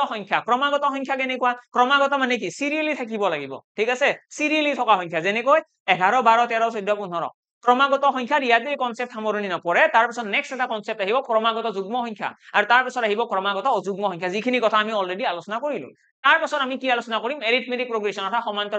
সমান্তৰ প্ৰগতিটো কেনেকুৱা ক্ৰমাগত সংখ্যাৰ লগত অকনমান সিমিলাৰ ক্ৰমাগত সংখ্যাবিলাক কি আছিল সিৰিয়ালি আছিল তাৰ সংখ্যাবিলাকৰ মাজৰ গ্যাপ সদায় 1 আছিল ইয়াৰে যদি তোমালোকে চোৱা গোটেইবিলাক সংখ্যাৰ মাজৰ গ্যাপ কিমান 1 ক্ৰমাগত সংখ্যাবিলাকৰ হয়নে কেৱল ক্ৰমাগত যুগ্ম সংখ্যাত কি আছিল 2 আছিল ক্ৰমাগত অযুগ্ম সংখ্যাৰ পাৰ্থক্য কিমান 2 এতিয়া ক্ৰমাগত অযুগ্ম সংখ্যাকেইটাৰ মাজৰ পাৰ্থক্য কিমান 2 গোটেইকেইটা 2 তো এই ক্ৰমাগত অযুগ্ম সংখ্যাকেইটা আমি কি বুলি কওঁ আলটিমেটলি এৰিথমেটিক প্ৰগ্ৰেছন বুলিয়ে কম সমান্তৰ প্ৰগতি বুলি আমি কমেই সমান্তৰ প্ৰগতিৰ যিটো গুণ আছে সেইটো অলপমান বেলেগ তাৰ গুণটো কেনেকুৱা কিছুমান সংখ্যা থাকিব এই গোটেইবিলাক সংখ্যাৰে মাজৰ পাৰ্থক্যটো যদি সমান হয় তেল তা সমান্তৰ প্ৰগতি বুলি কয় সমান্তৰ প্ৰগতি মানে সমানভাৱে প্ৰগতি কৰিছে গতি কৰিছে তেনেকুৱা সমানভাৱে গতি কৰি আগুৱাই গৈছে এটো কি বুলি কয় সমান্তৰ প্ৰগতি এটা ইয়াৰে যদি চোৱা 10 ৰ পৰা 16 হৈছে 16 ৰ পৰা 22 হৈছে 22 ৰ পৰা 28 আৰু ইয়াৰে গোটেইকেইটা সংখ্যাৰ মাজৰ পাৰ্থক্য কিমান 6 সকলো ক্লিয়াৰ সকলোৰে ক্লিয়াৰ কনজিকিউটিভ কি হয় এৰিথমেটিক প্ৰগ্ৰেছন কি হয় এটা আমি কিয় শিকিব লগা হল আমি শিকাৰ ৰিজন কি আমি সমান্তৰ প্ৰগতি কনজিকিউটিভ নাম্বাৰ কিয় শিকিলো এটা এই কথাখিনি আমি কোৱেশ্চনৰ মাজত আলোচনা কৰিম আশা কৰো ক্লিয়াৰ কোৱেশ্চনৰ মাজত আমি ধুনীয়াকৈ আলোচনা কৰিম কোৱেশ্চনৰ সৈতে আৰম্ভ কৰিছো এটো কোৱেশ্চন খুব ইম্পৰ্টেন্ট কোৱেশ্চন এক্সামত এনেকুৱা কোৱেশ্চন আহিয়ে থাকে বহুত বেছি ইম্পৰ্টেন্ট হয় এটা আমাক কি ক'ব এক্সামত আমাক এনেকুৱা সংখ্যা কিছুমান দিয়া থাকিব এটা ইয়াৰে সোয়া ইয়াৰে কিছুমান সংখ্যা দিয়া আছে আৰু এই সংখ্যা কেইটাৰ আমাক এভাৰেজ কৈ দিছে 73 আমাক কৈছে average of these numbers average of এইকেইটা নাম্বাৰৰ কি বুলি কৈছে 73 দেন কৈছে then find the value of x ৰ মান উলিয়াব দিছে এই x টোৰ মান উলিওৱা তো আমি কৰিম কি খুব সিম্পল আমি এভাৰেজৰ ফৰ্মুলাটো জানো নে নাই সকলোৱে জানো যে এভাৰেজ ইকুৱেল কি হয় sum divided by number of data sum মানে কি সংখ্যা কেইটাৰ যোগফল তো যোগ কৰি দিয়াছোন সংখ্যা কেইটা যদি আমি যোগ কৰিবলৈ যাও 62 75 প্লাস x প্লাস 84 প্লাস কিমান আহিব 71 আৰু এই সংখ্যা কেইটাৰ কি আছে আমাৰ তলত কিমানটা সংখ্যা আছে চোৱাচোন sum divided by number of data ন কিমান কেইটা সংখ্যা আছে ইয়াতে 1 2 3 4 5 পাঁচটা সংখ্যা আছে পাঁচেৰে হৰণ আৰু ইয়াতে এভাৰেজ কিমান দিছে এই সংখ্যা কেইটাৰ এভাৰেজ আমাক 73 দিছে মানে এভাৰেজৰ জায়গাত কি আহিব এভাৰেজৰ জায়গাত তোমালোকে 73 বহাই দিয়া হল এতিয়া তোমালোকে যদি চোৱা এইটো আছে হৰণ হয় যদি সমান চিহ্ন ৰাইট সাইডত আহি যায় সমান চিহ্ন যদি লেফট সাইডত আহি যায় কি হ'ব পূৰণ হ'ব মানে 73 লগত 5 টো পূৰণ এতিয়া ইয়াতে তোমালোকে এইখিনি যোগ কৰি চোৱা যোগ কৰিলে কি পাবা ইয়াতে যোগ কৰাচোন 4 একে 5 5 এ 10 2 এ 2 12 2 আহি গল তাৰ পিছত আমাৰ কি হ'ব 8 এ 7 15 15 এ 7 22 22 এ 6 28 একে 29 তো 292 প্লাস আহি গল x ঠিক আছে তো 292 প্লাস x এটা এইখিনি যদি আকৌ ক্যালকুলেট কৰো তোমালোকে দেখিছা এটো কি আছে এটো আছে ইয়াতে প্লাস হয় যদি এইপিনে আহি যায় মাইনাস হ'ব অৰ্থাৎ x ইকুৱেল আমি কি লিখিম x ইকুৱেল এইখিনি পূৰণ কৰা 5 3 গুণ 15 5 7 গুণ 35 একে 37 365 মাইনাস 292 আৰু এইখিনি আমি সলভ কৰিলে দেখা পাম কিমান আহিব आंसर কিমান আহিছে 65 দেন 8 পাশে 13 73 তো 73 আমাৰ কাৰেক্ট आंसर আহি যাব ঠিক আছে x ৰ মানটো কিমান আহি গল 73 আশা কৰো ক্লিয়াৰ সকলোৰে কৰিছো কি এই কোৱেশ্চনটো খালে তোমালোকে জাস্ট অবজাৰ্ভ কৰিব লাগে আমি কি এপ্ৰোচ ললো আমি কেনেকুৱা টেকনিক ইউজ কৰি পেলাই आंसर উলালো তো আমি একদম সিম্পল বেসিক এভাৰেজৰ ফৰ্মুলাটো ইউজ কৰিছো average equal sum divide by number of data sum আমি গমে পাও ইয়াতে দিয়া আছে তো সংখ্যা কেইটা যোগ কৰি দিছো নাম্বাৰ অফ ডাটা মানে কিমানটা সংখ্যা আছে এটা আছে পাঁচটা সংখ্যা পাঁচেৰে হৰণ কৰিছো তাৰপিছত ক্ৰস মাল্টিপ্লাই কৰিলো এভাৰেজটো যেনেকৈ আমাক দিয়া আছিল গোটেইখিনি সলভ কৰি পেলাই x ৰ মানটো আমি ডাইৰেক্টলি আহি গলো আশা কৰো ক্লিয়াৰ সকলোৰে নেক্সট কোৱেশ্চনৰ ফালে আহিছো এটো কোৱেশ্চনত কি কৈছে চোৱা এৰে কৈছে find the average of first 67 natural number এটা এই কোৱেশ্চনটোৰ কাৰণে আমি কনজিকিউটিভ নাম্বাৰ বা এৰিথমেটিক প্ৰগ্ৰেছনৰ কথা শিকিছিলো কিনো হয় এতিয়া আমি এটা কথা গম পাও যে কনজিকিউটিভ মানে কি ক্ৰম অনুসাৰে থকা সংখ্যা এৰিথমেটিক প্ৰগ্ৰেছন মানে কি সংখ্যাবিলাকৰ মাজৰ পাৰ্থক্য সমান ঠিক আছে সংখ্যাবিলাকৰ মাজৰ পাৰ্থক্যটো সমান হ'ব এতিয়া ইয়াতে যদি চাও এটা আমাক 67 টা নেচাৰেল নাম্বাৰ বুলি কৈছে আমাক কি দিয়া আছে আমাক কৈছে এভাৰেজ অফ 67 নেচাৰেল নাম্বাৰ এতিয়া তোমালোকে কোৱাচোন প্ৰথম 67 টা নেচাৰেল নাম্বাৰ কি হয় নেচাৰেল নাম্বাৰ মানে কি নেচাৰেল নাম্বাৰ মানে হৈছে স্বাভাৱিক সংখ্যা মানে আমি যদি 1 ৰ পৰা আৰম্ভ কৰো 1 ৰ পৰা আৰম্ভ কৰি 67 লৈকে যিমান কেইটা সংখ্যা আছে এটা কি বুলি কয় প্ৰথম 67 টা স্বাভাৱিক সংখ্যা হয়নে স্বাভাৱিক সংখ্যা আৰম্ভ কিহৰ পৰা হয় 1 ৰ পৰা হয় আৰু এতিয়া তোমালোকে যদি এই সংখ্যা কেইটা চোৱা গোটেই কেইটা সংখ্যা কি সংখ্যানো 1 2 3 এনেকুৱা ন আৰু এনেকুৱা সংখ্যাবিলাকক আমি কি বুলি কওঁ এনেকুৱা সংখ্যাবিলাকক আমি কওঁ ক্ৰমাগত সংখ্যা বা কনজিকিউটিভ নাম্বাৰ বা এৰিথমেটিক প্ৰগ্ৰেছন বুলি ক'লেও ভুল নহয় কাৰণ এই গোটেইবিলাক সংখ্যাৰ মাজৰ পাৰ্থক্য কিমান সমান মাজৰ পাৰ্থক্য সমান মানে এইটো এৰিথমেটিক প্ৰগ্ৰেছন এতিয়া এডভান্স কথাটো হৈছে এৰিথমেটিক প্ৰগ্ৰেছনত থাকিলে সলভ কেনেকৈ কৰে তো সলভ কৰাৰ টেকনিকটো হৈছে এভাৰেজ উলিওৱা এৰিথমেটিক প্ৰগ্ৰেছন বা কনজিকিউটিভ নাম্বাৰ যদি হয় তেতিয়াহলে এভাৰেজ কেনেকৈ উলিয়ায় সেই টেকনিকটো হৈছে প্ৰথম পদ মানে ফাৰ্স্ট টাৰ্ম প্লাস শেষৰ পদ মানে প্ৰথম সংখ্যা যেটো আছে সেইটো আৰু শেষৰ সংখ্যাটো তোমালোকে যোগ কৰিব লাগে আৰু হৰণ 2 কৰিব লাগে দ্যাটস ইট মই এটাই কথা কও কনজিকিউটিভ নাম্বাৰৰ কনসেপ্টটো ভালদৰে শিকি যোৱা এক্সামত এটা নহয় এটা আহাৰ সম্ভাৱনা খুব বেছি আছে ঠিক আছে তো আমি কি কৰিম প্ৰথম সংখ্যাটোৰ লগত শেষৰ সংখ্যাটো যোগ কৰিম কৰি পেলাই 2 ৰে হৰণ কৰি দিম থাকিবনে মনত যে প্ৰথম সংখ্যা যোগ শেষৰ সংখ্যা তোমালোকে যদি ফৰ্মুলা লিখিব বিচাৰা ফৰ্মুলাও লিখিব পাৰিবা যে average equal in case of consecutive number ক্ৰমাগত সংখ্যা সমান্তৰ প্ৰগতিৰ ক্ষেত্ৰত এভাৰেজৰ ফৰ্মুলাটো অলপমান চেঞ্জ হৈ যাব কি আহিব first term plus last term divided by 2 এইটো হৈ যাব আমাৰ ফৰ্মুলা এতিয়া ইয়াতে যদি আমি ইউজ কৰো কিমান আহিব আমাৰ 2 3 গুণ 6 2 4 গুণ 34 আমাৰ কাৰেক্ট आंसर আহি যাব ঠিক আছে তো 34 আমাৰ কাৰেক্ট आंसर আহি যাব এইটো কোৱেশ্চন আশা কৰো ক্লিয়াৰ সকলোৰে যদি কাৰোবাৰ যি কোনো এটা পইণ্টত যদি কিবা ডাউটছ ওলাই লগে লগে কমেন্ট বক্সত জনাবা আদাৰৱাইজ তোমালোকে মোক টেলিগ্ৰামত জনালে হল যদি ডাউটছ নাই তেতিয়ালে এবাৰ থাম্বছ আপ কৰি দিলে হল ঠিক আছে এটা কোৱেশ্চন এটা সকলোৰে হোমৱৰ্ক দিও আৰু কোৱেশ্চনটোৰ আনসাৰটো মোক কমেন্ট বক্সত লাগিব কোৱেশ্চনটো হৈছে find da average of first 67 নহয় ফাৰ্স্ট তোমালোকে লোৱা first 91 question to sabare tumalokok moi question eta di asu amak kobo find the average of first 91 whole number এইটো কই দিব ফার্স্ট 91 হোল নাম্বার কি হবে এটো आंसर আৰু এই आंसरটো মই সকলোকে কমেন্ট বক্সত দিয়াটো বিচাৰো ঠিক আছে কমেন্ট বক্সত সকলো आंसरটো দিব লাগে প্ৰথম 91 টা পূৰ্ণ সংখ্যাৰ গড় উলিওৱা অসমীয়াটো কই দিলো তো অসমীয়া ইংলিশ দুইটা গম পালা তোমালোকে দিয়া কমেন্ট বক্সত आंसरটো দিব লাগে কোৱেশ্চন নম্বৰ 1 হোমৱৰ্ক 1 বুলি লিখিবা এইচ হোমৱৰ্ক 1 এনেকৈ লিখি পেলাই তোমালোকে এৰো মাৰ্ক দি পেলাই ইয়াতে आंसरটো দি দিবা কি হয় आंसर প্ৰথম 91 টা পূৰ্ণ সংখ্যাৰ এভাৰেজ কি হয় ওকে নেক্সট কোৱেশ্চন হলে আইছো নেক্সট কোৱেশ্চন কি আছে চোৱা এটো কোৱেশ্চনত কি কৈছে average of 9 consecutive odd number is 53 এই কোৱেশ্চনটো খুব বেছি ইম্পৰ্টেন্ট আৰু এই কোৱেশ্চনটো সলভ কৰাৰ কাৰণে বহুত ষ্টুডেন্টে বহুত বেছি কষ্ট কৰি ফুৰে আৰু ইমান কষ্ট কৰাৰ একদমই প্ৰয়োজন নাই আমি ধুনিয়া এটা টেকনিক শিকিম আমাৰ এক্সামত এইটো কোৱেশ্চন যদি আহে ম্যাক্সিমাম টাইম লাগিব 15 সেকেন্ড বা 20 সেকেন্ড তোমালোকৰ আৰে কি কৈছে আমাক কৈছে দা average of 9 consecutive odd number নটা ক্ৰমিক অযুগ্ম সংখ্যাৰ নটা ক্ৰমিক অযুগ্ম সংখ্যাৰ আমাক এতে কি কৈছে এভাৰেজ দিয়া আছে 53 নটা ক্ৰমিক অযুগ্ম সংখ্যাৰ এভাৰেজ কিমান 53 দা লিস্ট অড নাম্বাৰ ইজ একদম সৰু অযুগ্ম সংখ্যাটো উলিয়াব দিছে চা এটা এই কনজিকিউটিভ নাম্বাৰৰ ক্ষেত্ৰত তোমালোকক মই এই কোৱেশ্চনটো তো কৰি নিদিও এই কোৱেশ্চনটো মই কৰিব নাযাও কিন্তু মই তোমালোকক কেনেকৈ সলভ কৰিব লাগে কেনেকুৱা টাইপৰ কোৱেশ্চন আছে গোটেইখিনি একেলগে সলভ কৰাই দি আছো ঠিক আছে তো চোৱা প্ৰথমতে আমাৰ টোটাল 4টা ধৰণৰ কোৱেশ্চন থাকিব 1 2 এতে কৈ দিলো 3 আৰু এটা দিলো 4 মই 4টা ধৰণৰ কোৱেশ্চন এতে শিকাই দিম আৰু এই 4টা ধৰণ বুজি পোৱাৰ লগে লগে তোমালোকে এই কনজিকিউটিভ নাম্বাৰৰ এইটো যেটো টাইপৰ কোৱেশ্চন এই যেটো কোৱেশ্চন আমাৰ ইয়াতে আছে এনেকুৱা ধৰণৰ কোৱেশ্চন তোমালোকৰ 10 সেকেন্ড বা 15 সেকেন্ডতে आंसर আহিব কথাটো হল এক্সামত আমাক বেলেগ বেলেগ ডাটা দিয়া থাকিব কি ডাটা দিয়া থাকিব প্ৰথম কোৱেশ্চন আমাক কব যে পাঁচটা ক্ৰমিক কনজিকিউটিভ পাঁচটা ক্ৰমিক সংখ্যাৰ এভাৰেজ 15 এতিয়া হলে সংখ্যা কেইটা উলিয়াবা প্ৰথম কোৱেশ্চনটো হৈছে পাঁচটা ক্ৰমিক সংখ্যাৰ এভাৰেজ 15 ইয়াৰে পৰা সংখ্যা কেইটা উলিয়াবা সেকেন্ড কোৱেশ্চন নেক্সট কোৱেশ্চন হৈছে ছয়টা ক্ৰমিক সংখ্যাৰ ছয়টা কনজিকিউটিভ থাকিব দেই ছয়টা ক্ৰমিক সংখ্যা মানে ছয়টা ক্ৰমিক সংখ্যাৰ এভাৰেজ হৈছে 20.5 ছয়টা ক্ৰমিক সংখ্যাৰ এভাৰেজ 20.5 তেতিয়ালে সংখ্যা কেইটা উলিয়াবা এইটো হৈছে প্ৰথম কোৱেশ্চন যে পাঁচটা ক্ৰমিক সংখ্যাৰ এভাৰেজ পাঁচটা ক্ৰমিক সংখ্যাৰ গড় 15 তেতিয়ালে সংখ্যা কেইটা উলিয়াবা সেকেন্ড কোৱেশ্চনটো হৈছে ছয়টা ক্ৰমিক সংখ্যাৰ গড় হৈছে 20.5 তেতিয়ালে সংখ্যা কেইটা উলিয়াবা কেনেকৈ সলভ কৰিম এটা সলভ কৰাৰ কিনো টেকনিক আছে এনেকুৱা তো আমি কি কৰিম পাঁচটা ক্ৰমিক সংখ্যা বুলি কৈছে না তোমালোকক যিমানটা সংখ্যা বুলি কয় যে পাঁচটা সংখ্যা কৈছে ছয়টা সংখ্যা বুলি কৈছে তোমালোকে হিমানটা স্লট বনাই লোৱা স্লট মানে কি জায়গা হিমানটা জায়গা লাগিব অৰ্থাৎ ইয়াতে চোৱা মই 1 2 3 4 5 পাঁচটা জায়গা বনাইছো সেকেন্ড কোৱেশ্চনত মই কিমানটা জায়গা বনাম ছয়টা বনাম ন 1 2 3 4 5 6 ঠিক আছে হল তো আমি কি কৰিছো প্ৰথমতে আমাক পাঁচটা সংখ্যা বুলি কৈছে যে পাঁচটা সংখ্যাৰ গড় 15 তো আমি পাঁচটা জায়গা বনাইছো আমাক কৈছে ছয়টা সংখ্যাৰ গড় 20.5 তো আমি ছয়টা জায়গা বনাইছো হল কাম ইয়ালৈকে এটা নেক্সট আমি কি কৰিম ইয়াৰে একদম মাজত আমি এভাৰেজটোক ৰাখিম এটা যেটো এভাৰেজ দিছে না এটা কৈছে না পাঁচটা ক্ৰমিক সংখ্যাৰ এভাৰেজ 15 তো এই 15 টো তোমালোকে একদম মাজত লিখিবা এইটো তোমালোকে ভুল নকৰিবা কেৱল যে একদম মাজত এভাৰেজটো থাকিব পাঁচটা ক্ৰমিক সংখ্যাৰ এভাৰেজ কিমান 15 আৰে সেই 15 টো মই কত লিখিছো মাজত লিখিছো হল এটা 15 টোতকৈ ডাঙৰ সংখ্যা কোনি আছে নো 15 ৰ পাছত কোন আহে 15 ৰ পাছত আহে 16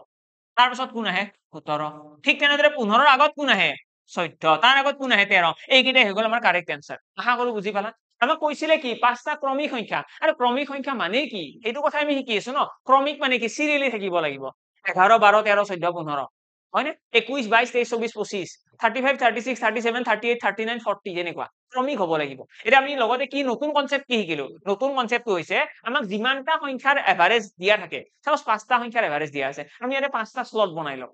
এইখিনি বুজি পালো আমাক পাঁচটা সংখ্যা কৈছে পাঁচটা স্লট বনাইছো যদি ছয়টা সংখ্যা বুলি কয় ছয়টা স্লট বনাম নেক্সট আমি কি বুজি পাইছো নেক্সট আমাৰ মনত ৰাখিব লগা পইণ্টটো হৈছে যেটো এভাৰেজ দিয়া আছে সেই এভাৰেজটো সদায় মাজত ৰাখিম এভাৰেজ কিমান 15 15 টো আমি ক'ত লিখিছো মাজত লিখিছো তাৰে ৰাইট সাইডে দুটা সংখ্যা আছে লেফট সাইডে দুটা সংখ্যা আছে হল তো ৰাইট সাইডে দুটা সংখ্যা থাকিব লেফটত দুটা সংখ্যা থাকিব কাম খতম কিন্তু মাজত কোন থাকিব মাজত থাকিব সদায় এভাৰেজ এটা এই কনসেপ্টটো আমি যদি ছয়টা সংখ্যাৰ ক্ষেত্ৰত চাও এটা কনফিউজিং লাগিব এটা কি হ'ব এটা চোৱা কি কৈছে ছয়টা ক্ৰমিক সংখ্যাৰ কথা কৈছে আৰু ছয়টা ক্ৰমিক সংখ্যাৰ এভাৰেজ কিমান 20.5 আমি যদি ইয়াতে চাও ছয়টা ক্ৰমিক সংখ্যাৰ ক্ষেত্ৰত একদম মিডিল বোলা বস্তু নাই একদম মাজত জায়গাই নাই হয়নে এই মাজত বুলি ক'লে এইখিনি জায়গা হ'ব ন মাজত বুলি ক'লে এইখিনি এইফালেও তিনিটা আছে এইফালেও তিনিটা আছে আমি এটা যেনে পাঁচটা সংখ্যা বুলি কৈছিল আমি একদম মাজৰ এটা জায়গা পাইছিলো আৰু সেই জায়গাটো আমি এভাৰেজক বহাই দিছিলো কিন্তু ইয়াতে মাজত জায়গাই নাই তো এই ক্ষেত্ৰত তোমালোকে কি কৰিবা তোমালোকে যেটো দশমিক আছে এই দশমিকটো তোমালোকে উঠাই পেলাই পিছফালে লিখি দিবা মানে মই কি ক'ব বিচাৰিছো 20.5 হ'ব লাগিছিল ন তো তোমালোকে এটা 20 লিখিবা এটা জায়গাত আৰু এটা লিখিবা 21 বুজি পালা তো আমাক ইয়াতে যোনটো দশমিক আছে দশমিকটো গুচাই দিয়া এবাৰ 20 এটা ইফালে লিখিবা 21 এটা ইফালে লিখিবা মানে কনজিকিউটিভ মিলিব লাগিব ন তো 20 21 একদম মিডিলত জায়গা নাই তো মিডিলত আমি দুটা পজিশন পাইছো সেই দুটা জায়গাত আমি কি কৰিছো 20 আৰু 21 লিখিছো আৰু আমি এনেকুৱা ভাবি লৈছো যে 20.5 তাৰ মাজত আছে 20.5 টো ক'ত আছে মাজত আছে এটা তোমালোকৰ মাইন্ডত দুই এটা কোৱেশ্চন আহিবও পাৰে যে যদি এক্সামত 0.5 নাথাকে হেতু থাকিবই চিন্তা কৰিব নালাগে এক্সামত যদি আমাক এনেকুৱা ছয়টা সংখ্যাৰ কথা কয় ছয়টা ক্ৰমিক সংখ্যা যদি আমাক এক্সামত কয় আঠটা ক্ৰমিক সংখ্যা এনেকুৱা ক্ষেত্ৰত আমাৰ সদায় ইয়াৰে মাজত কি থাকিব ইয়াৰে মাজত সদায় 0.5 এটা থাকিবই যাৰ কাৰণে আমি এনেকৈ 21 বনাব পাৰিম আৰু 20 বনাব পাৰিম ক্লিয়াৰ Okay, এটা 21 ৰ পাছত কি আহিব 21 ৰ পাছত আহিব 22 তাৰ পাছত কি আহিব 23 ঠিক তেনেদৰে আগৰ ফালে কোন আহিব 19 আহিব আৰু 18 আহিব এইকেইটা হৈ গ'ল আমাৰ কাৰেক্ট আনসাৰ আশা কৰো বুজি পালা আশা কৰো সকলোৱে বুজি পালা কাৰো একো কনফিউজন নাই যদি আমাৰ এক্সামত এনেকৈ কোৱেশ্চন আহে যে পাঁচটা ক্ৰমিক সংখ্যাৰ এভাৰেজ সামথিং তেতিয়াহ'লে আমি সংখ্যা কেইটা উলিয়াব পাৰিম যদি আমাক কয় ছয়টা ক্ৰমিক সংখ্যাৰ এভাৰেজ সামথিং তেতিয়াহ'লে ছয়টা ক্ৰমিক সংখ্যা বুলি ক'লে এনসাৰটো কিহত আহিব দশমিকত থাকিব আৰু দশমিকত থকা মানে আমি কি কৰিম একদম মাজতটো বহাব নোৱাৰো তো দশমিকতটো এটা সৰু আৰু এটা ডাঙৰ মানে দশমিকটো এবাৰ গুচাই দিম এবাৰ যোগ কৰি দিম এবাৰ কি কৰিছো দশমিক 5 ইয়াৰে পৰা বিয়োগ কৰিছো এবাৰ দশমিক 5 ইয়াতে যোগ কৰিছো হেতু হৈছে কনসেপ্ট এটা তোমালোকে নিজৰ হিচাপত যেনেকৈ মনত ৰাখিব বিচৰা তোমালোকে মনত ৰাখিব পাৰা এটা মই কৈছিলো ইয়াতে আৰু দুটা কোৱেশ্চন আছে কি হয় দুটা এই দুটা হৈছে ক্ৰমিক যুগ্ম সংখ্যা বা ক্ৰমিক অযুগ্ম সংখ্যা আমাক ক'ব যে পাঁচটা ক্ৰমিক অযুগ্ম সংখ্যা অড নাম্বাৰ সৰি এইটো চোৱা এতিয়া পাঁচটা ক্ৰমিক অযুগ্ম সংখ্যাৰ এভাৰেজ 15 এনেকুৱা কোৱেশ্চন আহিব পাঁচটা ক্ৰমিক অযুগ্ম সংখ্যাৰ এভাৰেজ হৈছে 15 এই ক্ষেত্ৰত আমাক ক'ব সংখ্যা কেইটা উলিওৱা এটা ক্ৰমিক অযুগ্ম মানে কি এইটো কথা এতিয়া বুজিব লাগে যে ক্ৰমিক অযুগ্ম মানে কি আমাক যেতিয়া কোৱেশ্চনত ক'ব এটা কথা আমি বুজি পালো এটা কথা আমি বুজি পালো যে আমাক যদি কয় পাঁচটা ক্ৰমিক যুগ্ম সংখ্যা বা পাঁচটা ক্ৰমিক অযুগ্ম সংখ্যা বা আমাক যদি কয় পাঁচটা ক্ৰমিক সংখ্যা আমাক পাঁচটা বুলি ক'লে আমি পাঁচটা স্লট বনাম আমাক যদি ছয়টা বুলি কয় আমি ছয়টা স্লট বনাম এতিয়া ইয়াতে আমাক পাঁচটা বুলি কৈছে পাঁচটা ক্ৰমিক অযুগ্ম সংখ্যা তো আমি ইয়াতে পাঁচটা স্লট বনাইছো ঠিক আছে 1 2 3 4 5 আৰু ঠিক তেনেদৰে আমাক যদি ছয়টা বুলি কয় আমি ছয়টা স্লট বনাম 1 2 3 4 5 6 ঠিক আছে ছয়টা স্লট বনালো এতিয়া আমাক কৈছে যে পাঁচটা ক্ৰমিক অযুগ্ম সংখ্যা বুলি কৈছে এইবাৰ আমাক পাঁচটা ক্ৰমিক সিম্পল নাম্বাৰ বুলি কোৱা নাই একদম সিম্পলি কোৱা নাই আমাক পাঁচটা ক্ৰমিক অযুগ্ম সংখ্যা বুলি কৈছে আৰু তাৰ এভাৰেজ কিমান দিছে 15 এটাৰো কনসেপ্ট আমি জানো যে পাঁচটা বুলি কৈছে পাঁচটা স্লট বনাম সেকেন্ড কনসেপ্টটো কি আছিল যেটো এভাৰেজ থাকিব সিহঁতে মাজত থাকিব তো এভাৰেজটো তোমালোকে মাজত বহাই দিয়া এই এভাৰেজটো মই মাজত বহাই দিছো ঠিক আছে এভাৰেজটো মাজত থাকিব এটা নেক্সট আমি কি কৰিম নেক্সট আমাৰ কাম হৈছে 15তকৈ ডাঙৰ অযুগ্ম সংখ্যা কোন আছে ক্ৰমিক অযুগ্ম সংখ্যা হ'ব লাগিব কিন্তু 15তকৈ ডাঙৰ কোন আছে 17 17তকৈ ডাঙৰ 19 ঠিক তেনেদৰে 15তকৈ সৰু কোন আছে 13 আৰু তাতকৈ সৰু 11 মানে আলটিমেটলি আমাক যেতিয়া কৈছে ন যে পাঁচটা ক্ৰমিক অযুগ্ম সংখ্যা বুলি ক'লে কনসেপ্টে কমপ্লিট চেঞ্জ হৈ যাব কি কনসেপ্ট চেঞ্জ হ'ব আমি ইয়াতে যেটো এভাৰেজ আছে মাজৰ এভাৰেজ লিখিলো কিন্তু ইয়াতে আমি 1 যোগ কৰা নাই যেনেকৈ ইয়াতে 15 পিছত 16 16 পিছত 17 এটো 15 16 17 এই কাৰণে লিখিছো কাৰণ এটা সিম্পল ক্ৰমিক সংখ্যা তো সিম্পলি কৈছে ক্ৰমিক সংখ্যা কিন্তু ইয়াতে কি কৈছে ক্ৰমিক অযুগ্ম সংখ্যা মানে আমি ইয়াতে এটা 16 লিখিব নোৱাৰো 16 তো অযুগ্ম সংখ্যা হৈ জানা নহয় ন তো 16 তো অযুগ্ম নহয় তো সেই কাৰণে আমি ইয়াতে কি কৰিছো +2 এৰে কি কৰিছো +2 আমি জাস্ট অযুগ্ম সংখ্যা কেইটা লিখিব লাগিব এৰে আগত কি লিখিছো 13 তাৰপিছত 11 বুজি পালা কথা কৰো ক্লিয়াৰ সকলোৰে এৰে আমাক যদি এক্সামত কয় যে 6টা এৰে 6টা সংখ্যা আছে ঠিক আছে 6টা ক্ৰমিক যুগ্ম সংখ্যা ঠিক আছে 6টা ক্ৰমিক কনজিকিউটিভ ইভেন নাম্বাৰ 6টা ক্ৰমিক যুগ্ম সংখ্যাৰ এভাৰেজটো আমাক দিয়া আছে ঠিক আছে এভাৰেজ আমাক কৈ দিলে 6টা ক্ৰমিক যুগ্ম সংখ্যাৰ এভাৰেজ হৈছে 25 তেতিয়া হলে সংখ্যা কেইটা উলিওৱা নেক্সট কোৱেশ্চন এটো হৈছে 4 নম্বৰ কোৱেশ্চন এৰে আমাক কৈছে 6টা ক্ৰমিক যুগ্ম সংখ্যা এটা 6টা বুলি ক'লে 6টা সংখ্যা বুলি ক'লে আমি এটা 6টা স্লট বনাম ঠিক আছে 1 2 3 4 5 6 6টা স্লট বনাইছো আৰু এই 6টা ক্ৰমিক যুগ্ম সংখ্যাৰ 6টা স্লটৰ আমি একদম মাজত কাক ৰাখিম কোৱাচোন একদম মাজত আমি ৰাখিম এভাৰেজটো এভাৰেজ কিমান এটা এভাৰেজ আছে 25 এটা কথাটো হ'ল এটা মাজত জায়গা আছে জানো নাই এৰা আগতো তেনেকুৱা হৈছিল তোমালোকে চোৱাচোন ভালদৰে মন কৰিলে দেখিবা আমাৰ যেটো টাইপ 2 আছিল 2 নম্বৰ কোৱেশ্চন তাতেও আমাৰ তেনেকুৱা হৈছিল মাজত জায়গা নাই তো আমি কি কৰিছো 0.5 এটা যোগ কৰিছো 0.5 এটা বিয়োগ কৰিছো হয় না আমি এটা কি কৰিছিলো 20.5 আছিল ন তাৰ লগত কি কৰিছো 0.5 যোগ কৰি পেলাই 21 লিখিছো 0.5 বিয়োগ কৰি 20 লিখিছো এৰে ইয়াৰে ক্ষেত্ৰত যদি আমি চাও আমাক কৈছে 6টা ক্ৰমিক যুগ্ম সংখ্যা মানে ইয়াতে মই যিমানকেইটা সংখ্যা লিখিবি গোটেইকেইটা কি হ'ব এই গোটেইকেইটা সংখ্যা যুগ্ম সংখ্যা হ'ব লাগিব ঠিক আছে আমাৰ যুগ্ম সংখ্যা হ'ব লাগিব তো ইয়াতে যদি মই চাও আমাক এভাৰেজ কিমান দিয়া আছে 25 মানে এভাৰেজটো ক'ত থাকিব এভাৰেজটো থাকিব ইয়াতে ন মিডিল এভাৰেজটো ইয়াতে থাকিব 25 কিন্তু এইটো তো যুগ্ম সংখ্যা নহয় ন এইটো যুগ্ম সংখ্যা হৈ জানো 25 টো নহয় তো তোমালোকে কি কৰিবা 25 ৰ লগত 1 এটা যোগ কৰি দিয়া 26 হৈ গ'ল 1 এটা বিয়োগ কৰি দিয়া 24 হৈ গ'ল তো এই দুটা কি হৈ গ'ল এই দুটা যুগ্ম সংখ্যা মানে আমি এনেকৈ ক'ব পাৰিম ন যে 24 আৰু 26 ৰ মাজত কোন আছে 25 ইয়াতে যেনেকৈ কৈছিলো যে 20 আৰু 21 ৰ মাজত কোন আছে 20.5 আছে ঠিক তেনেদৰে তো 24 আৰু 26 ৰ মাজত 25 আছে এৰে তোমালোকে দুটা সংখ্যা গম পাই গলা এতিয়া ইয়াৰে পাছত কি হ'ব 26 ৰ পিছত আহিব 28 28 ৰ পিছত আহিব 30 ঠিক তেনেদৰে 24 ৰ আগত আহিব 22 আৰু 22 ৰ আগত আহিব 20 দ্যাটস ইট এইটো হৈছে এপ্ৰোচ তো আমি প্ৰথম কথা মই আকৌ এবাৰ অভাৰভিউ দি দিছো আমাক যদি ক্ৰমিক যুগ্ম সংখ্যাৰ কথা কয় ক্ৰমিক যুগ্ম সংখ্যা ক্ৰমিক অযুগ্ম সংখ্যা ক্ৰমিক যুগ্ম বা অযুগ্ম বুলি ক'লে আমি ইয়াতে +1 আৰু -1 কৰিব লগা হয় মানে 25 ৰ পৰা কি কৰিছো 25 ৰ লগত 1 এটা যোগ কৰিছো 25 ৰ পৰা 1 এটা বিয়োগ কৰিছো তেতিয়াহে আমি আমাক লগা যিকেইটা প্ৰয়োজন আছে সেইকেইটা আমি পাই গৈছো কিন্তু যদি আমি পাঁচটা সংখ্যা বুলি কওঁ পাঁচটা সংখ্যা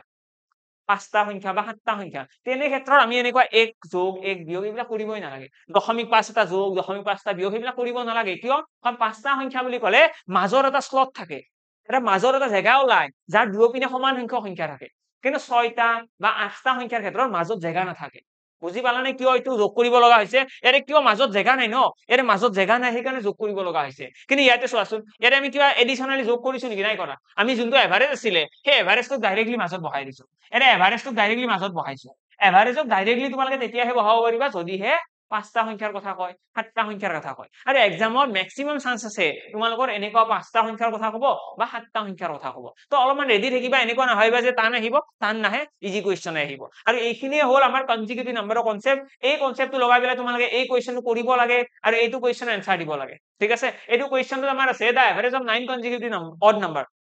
এটা কুৱেশ্চনত কৈছে 9টা ক্ৰমিক অযুগ্ম সংখ্যা 9টা বুলি কৈছে মানে কি যোগ বিয়োগ কৰিব লাগিব জানো নালাগে গতিকে কি হ'ব একদম মাজত থাকিব না এটা এইফালে 4টা এইফালে 4টা মাজৰ এটা 9টা হৈ গ'ল তো নিশ্চয় পাৰিবা তো 9টা ক্ৰমিক অযুগ্ম সংখ্যা নে অযুগ্ম সংখ্যা 9টা ক্ৰমিক অযুগ্ম সংখ্যাৰ এভাৰেজ 53 আমাক কৈছে লিষ্ট নাম্বাৰ আমাক সৰু সংখ্যাটো উলিয়াব দিছে সকলোতকৈ সৰু সংখ্যাটো উলিওৱা তো তোমালোকে প্ৰথমতে 9টা স্লট বনাবা তাৰে মাজত তোমালোকে 53 ৰাখিবা তাৰপিছত তোমালোকে ডাঙৰ কেইটা লিখিবা সৰু কেইটা লিখিবা একদম সৰুটো তোমালোকে এনসাৰ দি দিবা দ্যাটস ইট আশা কৰো সকলোৱে পাৰিবা আৰু হোমৱৰ্ক নাম্বাৰ 2 হৈ গল তোমালোকৰ এইটো ঠিক আছে হোমৱৰ্ক নাম্বাৰ 2 এইটোৰ এনসাৰও আমাক কমেন্ট বক্সত লাগিব দেন নেক্সট কোৱেশ্চনৰ ফালে আহিছো এইটো কোৱেশ্চন এইটো কোৱেশ্চনত কি কৈছে আমাক কৈছে the average of 3 numbers is 135 আমাক কৈছে তিনিটা সংখ্যাৰ average 135 largest number is 195 so এইটো কোৱেশ্চন মই দিয়া ৰিজনটো কি এক্সামত কিছুমান কোৱেশ্চন কোন ধৰণৰ টাইপ ফলো নকৰে জাস্ট ল্যাঙ্গুৱেজৰ খেল এটা এই কোৱেশ্চনে একো টান কোৱেশ্চন নহয় কিন্তু ল্যাঙ্গুৱেজটো বেলেগ বেলেগ তো সেইকাৰণে মই এইটোৰ কাৰণে তোমালোকক অকমান এৱাৰ কৰি থৈ দিলো যে এক্সামত অলপমান কথা বতৰা দিব পাৰে কোৱেশ্চন বিলাক অলপ ঘূৰাই পকাই দিব কিন্তু মৰেলটো কোৱেশ্চনটো টান নহয় কোৱেশ্চন ভালদৰে পঢ়ি উলালে একদম ইজি এটা আমাক কৈছে তিনিটা সংখ্যাৰ এভাৰেজ 135 মানে তিনিটা সংখ্যাৰ কথা কৈছে তো মই ধৰি ললো যে তিনিটা সংখ্যা হৈছে x y আৰু z আৰু এই সংখ্যা তিনিটাক যদি মই 3 ৰে হৰণ কৰো কি ওলাব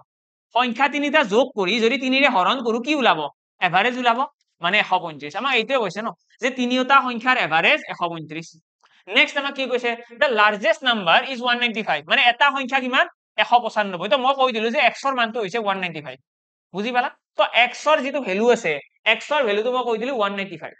তো আমাক কি কৈছে ডিফাৰেন্স বিটুইন দা আদাৰ টু নাম্বাৰ ইজ 20 মানে y আৰু z ৰ মাজৰ পাৰ্থক্য কিমান y আৰু z ৰ মাজৰ পাৰ্থক্য কিমান 20 তো আমি যদি কও যে এটা সংখ্যা হৈছে y মানে আনটো কিমান হ'ব আনটো কিমান হ'ব y + 2 নহব জানো কোৱাচোন তোমালোকে ভাবি চাই পেলাই কোৱা কাৰণ চোৱা y আৰু z ৰ মাজৰ পাৰ্থক্য হৈছে 20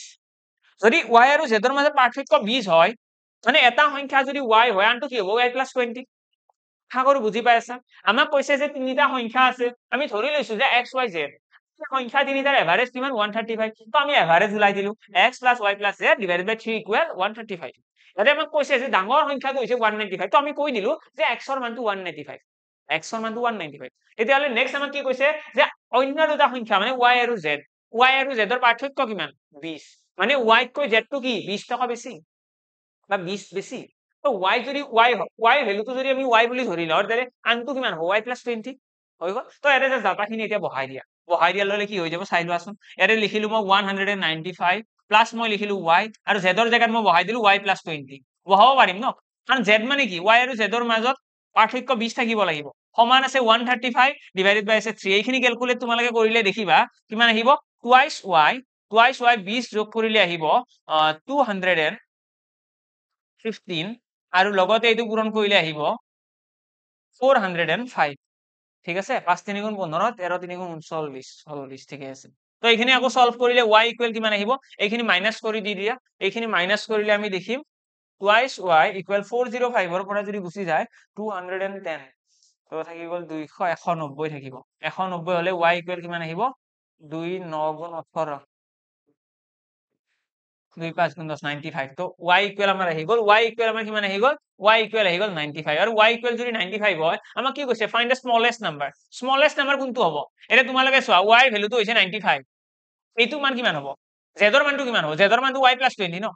এটা সংখ্যা হৈছে y এটা হৈছে y + 20 মানে 95 ৰ লগত 20 যোগ কৰি দিয়া সেইটো হৈছে z ৰ মান z ইকুৱেল কিমান আহি যাব 20 এটা যোগ কৰিলে 105 115 আৰু আনটো সংখ্যা কিমান এইটো হৈছে ডাঙৰ সংখ্যা ন তো মানে কাৰেক্ট आंसर কি হ'ব 95 মানে সৰু সংখ্যাটো হৈছে 95 এটা এই কোৱেশ্চনটো তোমালোকে যদি চোৱা এইটো কোৱেশ্চন একো টান কোৱেশ্চন দিয়া নাছিলে খুব সিম্পল কোৱেশ্চন আছিলে কিন্তু ইয়াতে অকমান ল্যাঙ্গুৱেজ আছিলে অকনমান কোৱেশ্চন ঘুৰাই পকাই কৈছে কথাখিনি আমাক ডাইৰেক্টলি ক'ব বিচৰা নাই আমাক অকনমান ব্ৰেইন লগোৱাটো বিচাৰিছে তো এনেকুৱা কোৱেশ্চন আহিব পাৰে তো অকনমান ৰেডি থাকিবা এনেকুৱা নাহাইবা যদি কোৱেশ্চন এটা পঢ়ি পেলাই কেতিয়াবা বুজি পোৱা নাই সাপোজ এনেকুৱা হ'ব পাৰে যে প্ৰথমবাৰ পঢ়োতে একো বুজি নাপালো তো এইটো মাইন্ডত নানিবা যে কোৱেশ্চনটো বহুত টান কোৱেশ্চনটো ইজি অলপমান আৰু ভালদৰে পঢ়িব লাগিব কোৱেশ্চন আৰু ভালদৰে চাব লাগিব ভাঙি পঢ়িব লাগিব প্ৰথম লাইনটো কি কৈছে বুজিব ট্ৰাই কৰা সেকেন্ড লাইনটো কি কৈছে বুজিব ট্ৰাই কৰা তেতিয়াহলে নিশ্চয় আনসাৰ আহিব ঠিক আছে ওকে তো তাৰ পিছত আমাৰ নেক্সট চেপ্টাৰ কি আহিব নেক্সট আমাৰ আহিব সিম্পল ইন্টাৰেস্ট কি হয় এতিয়া সিম্পল ইন্টাৰেস্ট বুলি ক'লে সকলোৱে চাগে জানা এই চেপ্টাৰটোত মেইনলি এটা ফৰ্মুলাই কাম কৰে কি হয় ফৰ্মুলাটো PRT / 100 এই ফৰ্মুলাটো ভালদৰে চাই যাব লাগিব SI ইকুৱেল আহিব PRT / 100 P মানে কি হয় P মানে হৈছে প্ৰিন্সিপাল R মানে হৈছে ৰেট অফ ইন্টাৰেস্ট T মানে হৈছে টাইম আমাৰ এক্সামত কোৱেশ্চন দিব এজন মানুহে 5000 টকা 5000 টকা ধাৰত আনিছে ঠিক আছে 5000 টকা 2 বছৰৰ কাৰণে 10% সুতৰ হাৰত কিমান টকা ৰিটাৰ্ণ কৰিব লাগিব ঠিক আছে আমাক কোৱেশ্চন কৰিব এজন মানুহে 5000 টকা 2 বছৰৰ কাৰণে 10% সুতৰ হাৰত ধাৰত আনিছে তো মানুহজনে 2 বছৰৰ অন্তত কিমান টকা সৰল সুদ দিব লাগিব ঠিক আছে এইটো হৈছে কোৱেশ্চন 5000 টকা বছৰি 10% সুতৰ হাৰত 2 বছৰৰ অন্তৰ সৰল সুত উলিওৱা এইটো কুৱেশ্যন তো আলটিমেটলি আমাক এক্সামত ম্যাক্সিমাম চান্স আছে আমাক ডাইৰেক্ট কুৱেশ্যন দিয়া direct question in the sense কি আমাক ডাইৰেক্ট ক'ব যে এজন মানুহে 5000 টকা ধাৰত আনিছে 2 বছৰ মানুহজনে টকাখিনি ৰাখিব 10% সুতৰ হাৰ মানুহজনে কিমান টকা ঘূৰাব লাগিব আমি সিম্পলি কি কৰিম এই ফৰ্মুলাটো ইউজ কৰিম আমি ইয়াতে PRT বা 100 বহাই দিম লগে লগে আমাৰ এনসাৰটো ওলাই প্ৰিন্সিপাল কিমান আছে প্ৰিন্সিপাল আছে 5000 লগতে r কিমান আছে r আছে ইয়াতে 10 r আছে 10 টাইম কিমান আছে 2 আছে ডিভাইডেড বাই 100 আছে এইখিনি সলভ কৰিব গলে 0 0 কাট হৈ গল আকৌ 0 কাট কৰি দিয়া 500 হৈ গল কিমান হ'ব 1000 টকা মানে 1000 টকা কি হ'ব সৰল সুত আহিব 1000 টকা কোৱেশ্চনটো ইয়াতে সামৰণি নপৰে কেতিয়াবা আমাক এনেকুৱা কোৱেশ্চন কৰিব যে মানুহজনে কিমান টকা টোটেলত উভতাব লাগিব এমাউন্ট কিমান হ'ব অসমীয়াত সমৃদ্ধি মূল উলিয়াব দিয়ে what will be the amount after 2 years at the rate of 10% per annum if a person lend rupees 5000 ঠিক আছে এজন মানুহে যদি 5000 টকা ধাৰত লয় 10% সুতৰ হাৰত 2 বছৰৰ অন্তত কিমান টকা উভতাব লাগিব তো এই ক্ষেত্ৰত আমি আনসাৰটো কি দিম টোটেল মানুহজনে কিমান ঘূৰাব লাগিব এমাউন্ট ইকুৱেল ফৰ্মুলা মনত ৰাখিবা p + si মানে প্ৰিন্সিপাল মানে হৈছে যিটো মূলধন আছে 5000 আৰু লগতে si মানে কি si মানে হৈছে যিটো সুদ আহিছে 1000 টকা ফাইনালি আমি আনসাৰ দিম কিমান 6000 6k তো 6000 টকা মানুহজনে টোটেল ঘূৰাব লাগিব আশা কৰো ক্লিয়াৰ সকলোৰে তো আমাৰ এক্সামত যদি সিম্পল ইন্টাৰেষ্টৰ কথা কয় যে মানুহজনে সৰল সুদ এটা বেলেগ বস্তু আৰু এমাউন্ট এটা বেলেগ বস্তু এইটো বস্তু মাইন্ডত ৰাখিবা সৰল সুদ বুলি ক'লে যিখিনি সুদ আহিছে সুদ আৰু মূল সদায় বেলেগ বেলেগ বস্তু আমি যেতিয়া কোনোবা সোসাইটিৰ পৰা পইচা লওঁ কোনোবা বেংকৰ পৰা পইচা লোন লোৱা হয় এতিয়া কি হয় এটা পইচা আমি ধাৰত লওঁ সাপোজ 5 লাখ টকা এটা ধাৰত ললা আমি যেতিয়া ৰিটাৰ্ণ কৰিম 5 লাখ টকা দিলে হয় জানো নহয় আমি বেছিকৈ দিওঁ আমি সাপোজ 6 লাখ টকা দিব লগা হয় এই যে 6 লাখ টকা দিলো তাতে 1 লাখ টকা বেছিকৈ গ'ল নে সেই বেছিকৈ যোৱা টকাখিনি কি হয় সুদ হয় ঠিক আছে আৰু এই 6 লাখ বুলি যে ক'লো যে 5 লাখ আনিছিলো 6 লাখ উভতাব লগা হৈছে এই 6 লাখ টকা আমি কি বুলি কওঁ সমৃদ্ধি মূল বুলি কওঁ ঠিক আছে সেইটো কওঁ এমাউন্ট বুলি আশা কৰো ক্লিয়াৰ তো এইখিনিৰ পাছত নেক্সট আমাৰ কি আহিব এটা কুৱেশ্চন এটা আছে ইয়াতে কুৱেশ্চনৰ আমাক কি কৈছে at what rate of interest will a sum of rupees 4500 amount to rupees ইমান ওকে আমাক কৈছে কিমান শতাংশ সুতৰ হাৰত 4500 টকা কিমান শতাংশ সুতৰ হাৰত 4500 টকা ইমান টকা হ'বগৈ আমাক এইটো কৈছে ঠিক আছে at a simple interest for 5 years 5 বছৰৰ পিছত কিমান শতাংশ হ'বগৈ টাইমটো অলৰেডি দিয়া আছে টাইম দিয়া আছে আমাক প্ৰিন্সিপাল দিয়া আছে এমাউন্ট দিয়া আছে তো আমি প্ৰথমতে কি কৰিম এটা সিম্পল ইন্টাৰেষ্টটো ওলাই লওঁ সিম্পল ইন্টাৰেষ্ট কি হয় প্ৰিন্সিপাল আৰু এমাউন্টৰ মাজত যিটো ডিফাৰেন্স আছে সেইটোৱে তো সিম্পল ইন্টাৰেষ্ট তো এটা যদি চাও সিম্পল ইন্টাৰেষ্ট কিমান হ'ব 4500 পৰা যদি 6525 টো বিয়োগ কৰি দিও আমাৰ ইয়াতে আহিব 25 এটা আহি গ'ল দেন 2000 তো 2025 টকা ঠিক আছে 4000 5500 6500 ঠিক আছে তো 2025 টকা আমাৰ কি আহি গ'ল সিম্পল ইন্টাৰেষ্ট আহি গ'ল তো এই যেটো সিম্পল ইন্টাৰেষ্ট আছে এই সিম্পল ইন্টাৰেষ্টটো কিমান বছৰত আহা এইখিনি বস্তু আমি এটা সমান বনাব নোৱাৰিম জানো নিশ্চয় পাৰিম কেনেকৈ চোৱা সিম্পল ইন্টাৰেষ্ট মানে কি সিম্পল ইন্টাৰেষ্ট মানে হৈছে PRT/100 সকলোৱে জানা এইখিনি এতিয়া ইয়াতে সমান কিমান আহিছে 2025 আহিছে 2025 আহি গ'ল এতিয়া ইয়াতে যদি আমি চাও আমাৰ সময় ইমান দিয়া আছে টাইম দিয়া আছে 5 বছৰ প্ৰিন্সিপাল দিয়া আছে 4500 আমাক ৰেট অফ ইন্টাৰেষ্ট উলিয়াব দিছে তো ডাটাখিনি বহাই দিয়াচোন গোটেইখিনি ডাটা ইয়াতে যদি আমি বহাই দিও 4500 তাৰ পিছত আমি ইয়াতে ৰেট অফ ইন্টাৰেষ্টটো নাজানো টাইম আমি বহাই দিলো 5 বছৰ তাৰ পিছত আমি কি কৰিম টাইম বহাই দিলো 5 বছৰ আৰু তলত দি দিলো 100 এটা ইয়াৰে 0 0 কাট হৈ গ'ল দেন ইয়াতে আছে 2025 তাৰ পিছত আমি ইয়াতে কি কাটিব পাৰিম 5 ৰে কাটি দিয়া 5 4 গুণ 20 5 5 গুণ 25 আকৌ যাব জানো যাব 5 9 গুণ 45 এটো কাটি দিয়া 5 ৰে গ'ল 5 8 গুণ 40 5 এটো 9 ৰে আকৌ যাব 9 9 গুণ 81 তো ফাইনালি আমি आंसर কিমান পাই গলো r ইকুৱেল পাই গলো 9% আশা কৰো ক্লিয়াৰ সকলোৰে 9% আমি r ৰ ভ্যালুটো পাই গলো তো আমি কৰিব কি লাগে সদায় অকনমান ধৈৰ্য সহকাৰে কোৱেশ্চনটো পঢ়িব লাগে আমি এই ফৰ্মুলাটো ভালদৰে ইউজ কৰিব লাগে এক্সামত ম্যাক্সিমাম চান্স আছে যদি এক্সামত কোৱেশ্চন আহে এই PRT/100 ফৰ্মুলাটোৰে কোৱেশ্চন আহিব বেছি তোমালোকে চিন্তা কৰাৰ প্ৰয়োজন নাই সিম্পলি PRT/100 ফৰ্মুলাটোৰ সৈতে ৰেডি থাকিবা নিশ্চয় সলভ কৰিব পাৰিবা একো প্ৰবলেম নহয় এটা ইয়াৰে পাছত নেক্সট কি আহিব নেক্সট আহিছে এইটো এটা কোৱেশ্চন এইটো খুব ইন্টাৰেষ্টিং কোৱেশ্চন ইয়াৰে আমাৰ দুটা ইন্টাৰেষ্ট ৰেট দিয়া আছে এজন মানুহে কি কৰিছে এ ম্যান হ্যাজ rupees 10000 এজন মানুহৰ হাতত 10000 টকা আছে ঠিক আছে এই 10000 টকাটো কি কৰিছে he lend a part of it at 15% মানুহজনে ইয়াৰে 15% পইচা সিম্পল ইন্টাৰেষ্ট সৰল সুতত দিছে কাৰোবাক এজনক দিছে ঠিক আছে 15% টকা 15% সৰল সুতৰ হাৰত মানে আলটিমেটলি মই তো বুজাই দিছো এজন মানুহ আছে এইজন মানুহ এ এই মানুহজনৰ হাতত দুটা পইচা আছে ভালোখিনি পইচা আছে সেই পইচাখিনি কি কৰিছে মানুহজনে এটা বেংকত থৈ দিছে 10% সুতৰ হাৰত ঠিক আছে আৰু আন এটা বেংকত থৈছে 15% সুতৰ হাৰত এজন মানুহৰ হাতত বহুতখিনি পইচা আছে তো সেই পইচা কি কৰিছে এটা বেংকত 10% সুতৰ হাৰত ফিক্সড থৈ দিছে 10% সুতৰ হাৰত ফিক্স কৰি থৈ দিছে আৰু আন এটা বেংকত 15% সুতৰ হাৰত ফিক্সড থৈ দিছে আমাক এতিয়া কব যে মানুহজনে কিমান টকা এইটো সুতত থৈছে, কিমান টকা এইটো সুতত থৈছে উলিওৱা। আশা কৰো বুজি পালা। এবাৰ কৈছো এজন মানুহৰ হাতত পইচা আছে, মোৰ হাতত পইচা আছে। তো মই কি কৰিছো, এই পইচাখিনি দুজন মানুহক ধাৰত দিছো, দুজন মানুহক দিছো। এজন মানুহক দিছো 10% সুতৰ হাৰত আৰু আন এজন মানুহক দিছো 15% সুতৰ হাৰত। মোক এতিয়া কুৱেশ্যন এক্সামটোত কুৱেশ্যন এনেকুৱা হ'ব যে মই 10% সুতৰ হাৰত কিমান টকা দিলো বা 15% সুতৰ হাৰত কিমান টকা দিলো। আশা কৰো বুজি পালা কুৱেশ্যনটো। কুৱেশ্যনৰ মডেল বুজি পালা কেনেকুৱা কথা। পইচা মোৰ লগত আছে, মই দুজন মানুহক দিম বেলেগ বেলেগ সুতত। তো কাক কিমান টকা দিলো এইটো সুধিব। কেনেকৈ সলভ কৰিম, এইটো সলভ কৰাৰ কাৰণে প্ৰথমতে তোমালোকে চাব লাগিব যে মানুহজনৰ অভাৰঅল কিমান শতাংশ লাভ হ'ল।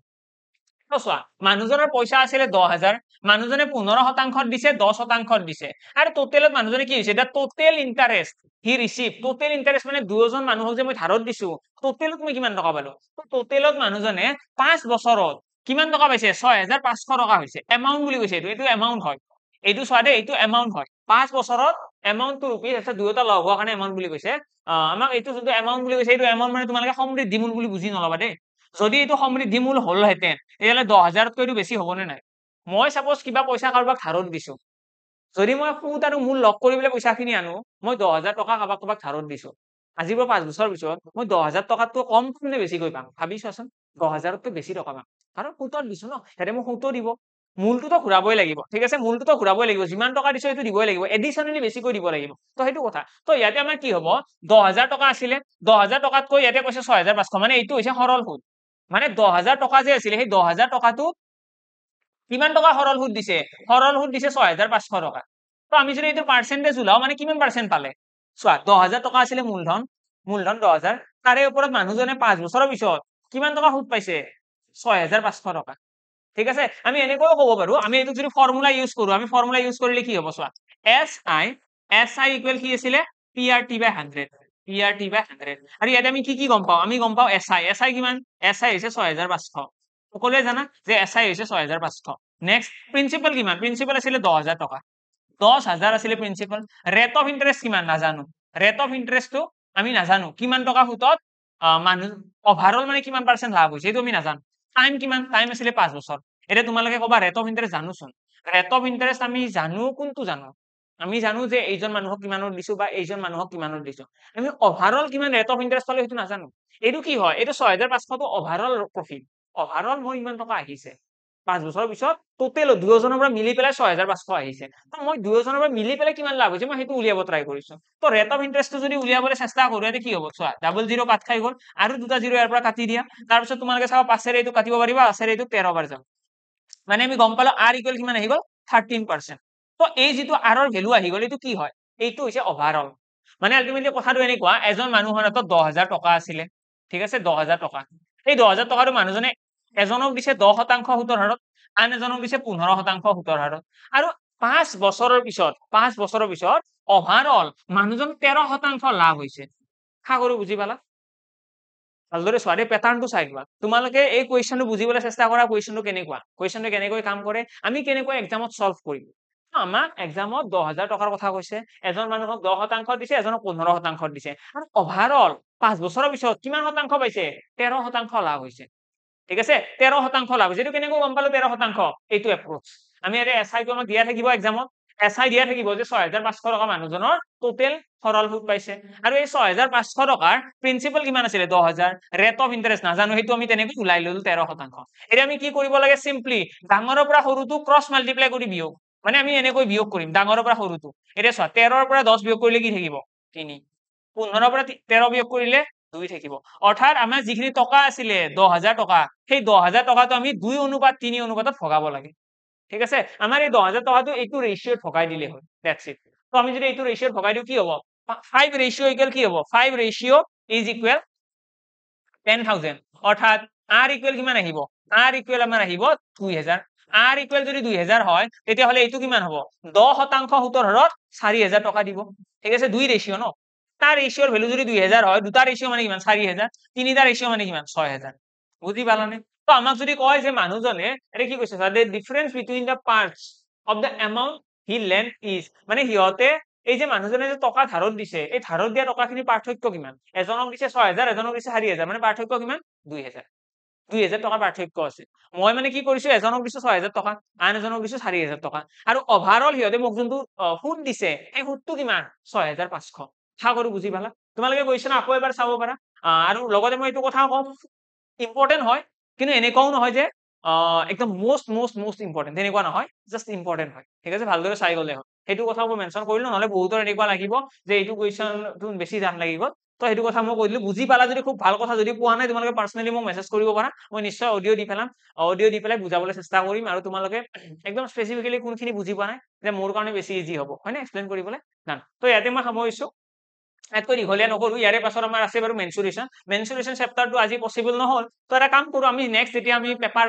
এটা আৰু ক্লাছ কৰাৰ প্লেনিং আছিলে ন, সেইটো ক্লাছত আমি প্ৰিভিয়াছ ইয়াৰ্ছ কুৱেশ্যন আলোচনা কৰাৰ কথা আছিলে। সেই প্ৰিভিয়াছ ইয়াৰ্ছ কুৱেশ্যন যেতিয়া আলোচনা কৰিম, তেতিয়াই আমি মেনচুৰেশ্যনৰ কথা একেলগে আলোচনা কৰিম। আশা কৰো সকলোৱে অকণমান কোঅপাৰেট কৰিব। উপায় নাই, ক্লাছটো বহুত দীঘলীয়া হ'ল। ইয়াতে কুৱেশ্যন আছে বাৰু, কুৱেশ্যন আছে যদি আমি অকল কুৱেশ্যন নহয়, আমি অকণমান কুৱেশ্যনৰ বাহিৰেও অকণমান আলোচনা কৰিব লাগিব ইয়াতে মেনচুৰেশ্যনত। বাৰু, লগতে মই জনাই দিওঁ, এজ ইউজুৱেল, যদি কোনোবাই নেক্সট টাইম এডিআৰিৰ কাৰণে পঢ়িম বুলি ভাবিছে, তোমালোকে বেটছ 0 জইন কৰিব পাৰা। খুব ইণ্টাৰেষ্টিং ক্লাছ হ'ব, খুব বেছি একদম বেচিক্সৰ পৰা ষ্টাৰ্ট হ'ব। মেথছত তোমালোকৰ ভয় যদি আছে, মেথছত যদি ভাবি আছে মাৰ্ক নাপাওঁ, তেতিয়াহ'লে একদম চিন্তা কৰিব লগা কথা নাথাকে। এবাৰ তোমালোকে বেটছটো জইন কৰাৰ পিছত যিখিনি ক্লাছ হৈ আছে, অলৰেডি ষ্টাৰ্ট হৈ গৈছে ক্লাছ, তো একদম এফৰ্ডেবল প্ৰাইচত। তো তোমালোকৰ মেথছত এটলিষ্ট, মেথছত যাতে মাৰ্কছ আহে সেইটো বস্তু মই কেয়াৰ ৰাখিম। বাকী তোমালোকে জাষ্ট ৰেগুলাৰলি পঢ়ি থাকিলে হ'ল। আজিৰ কাৰণে এইখিনিতে এৰিছো, সকলোকে শুভেচ্ছা থাকিল। অহাকালি আকৌ লগ পাম, এটা লাইভ যদি পচিবল হয় লাইভ ক্লাছে এটেণ্ড কৰিম। তো thank you and bye by.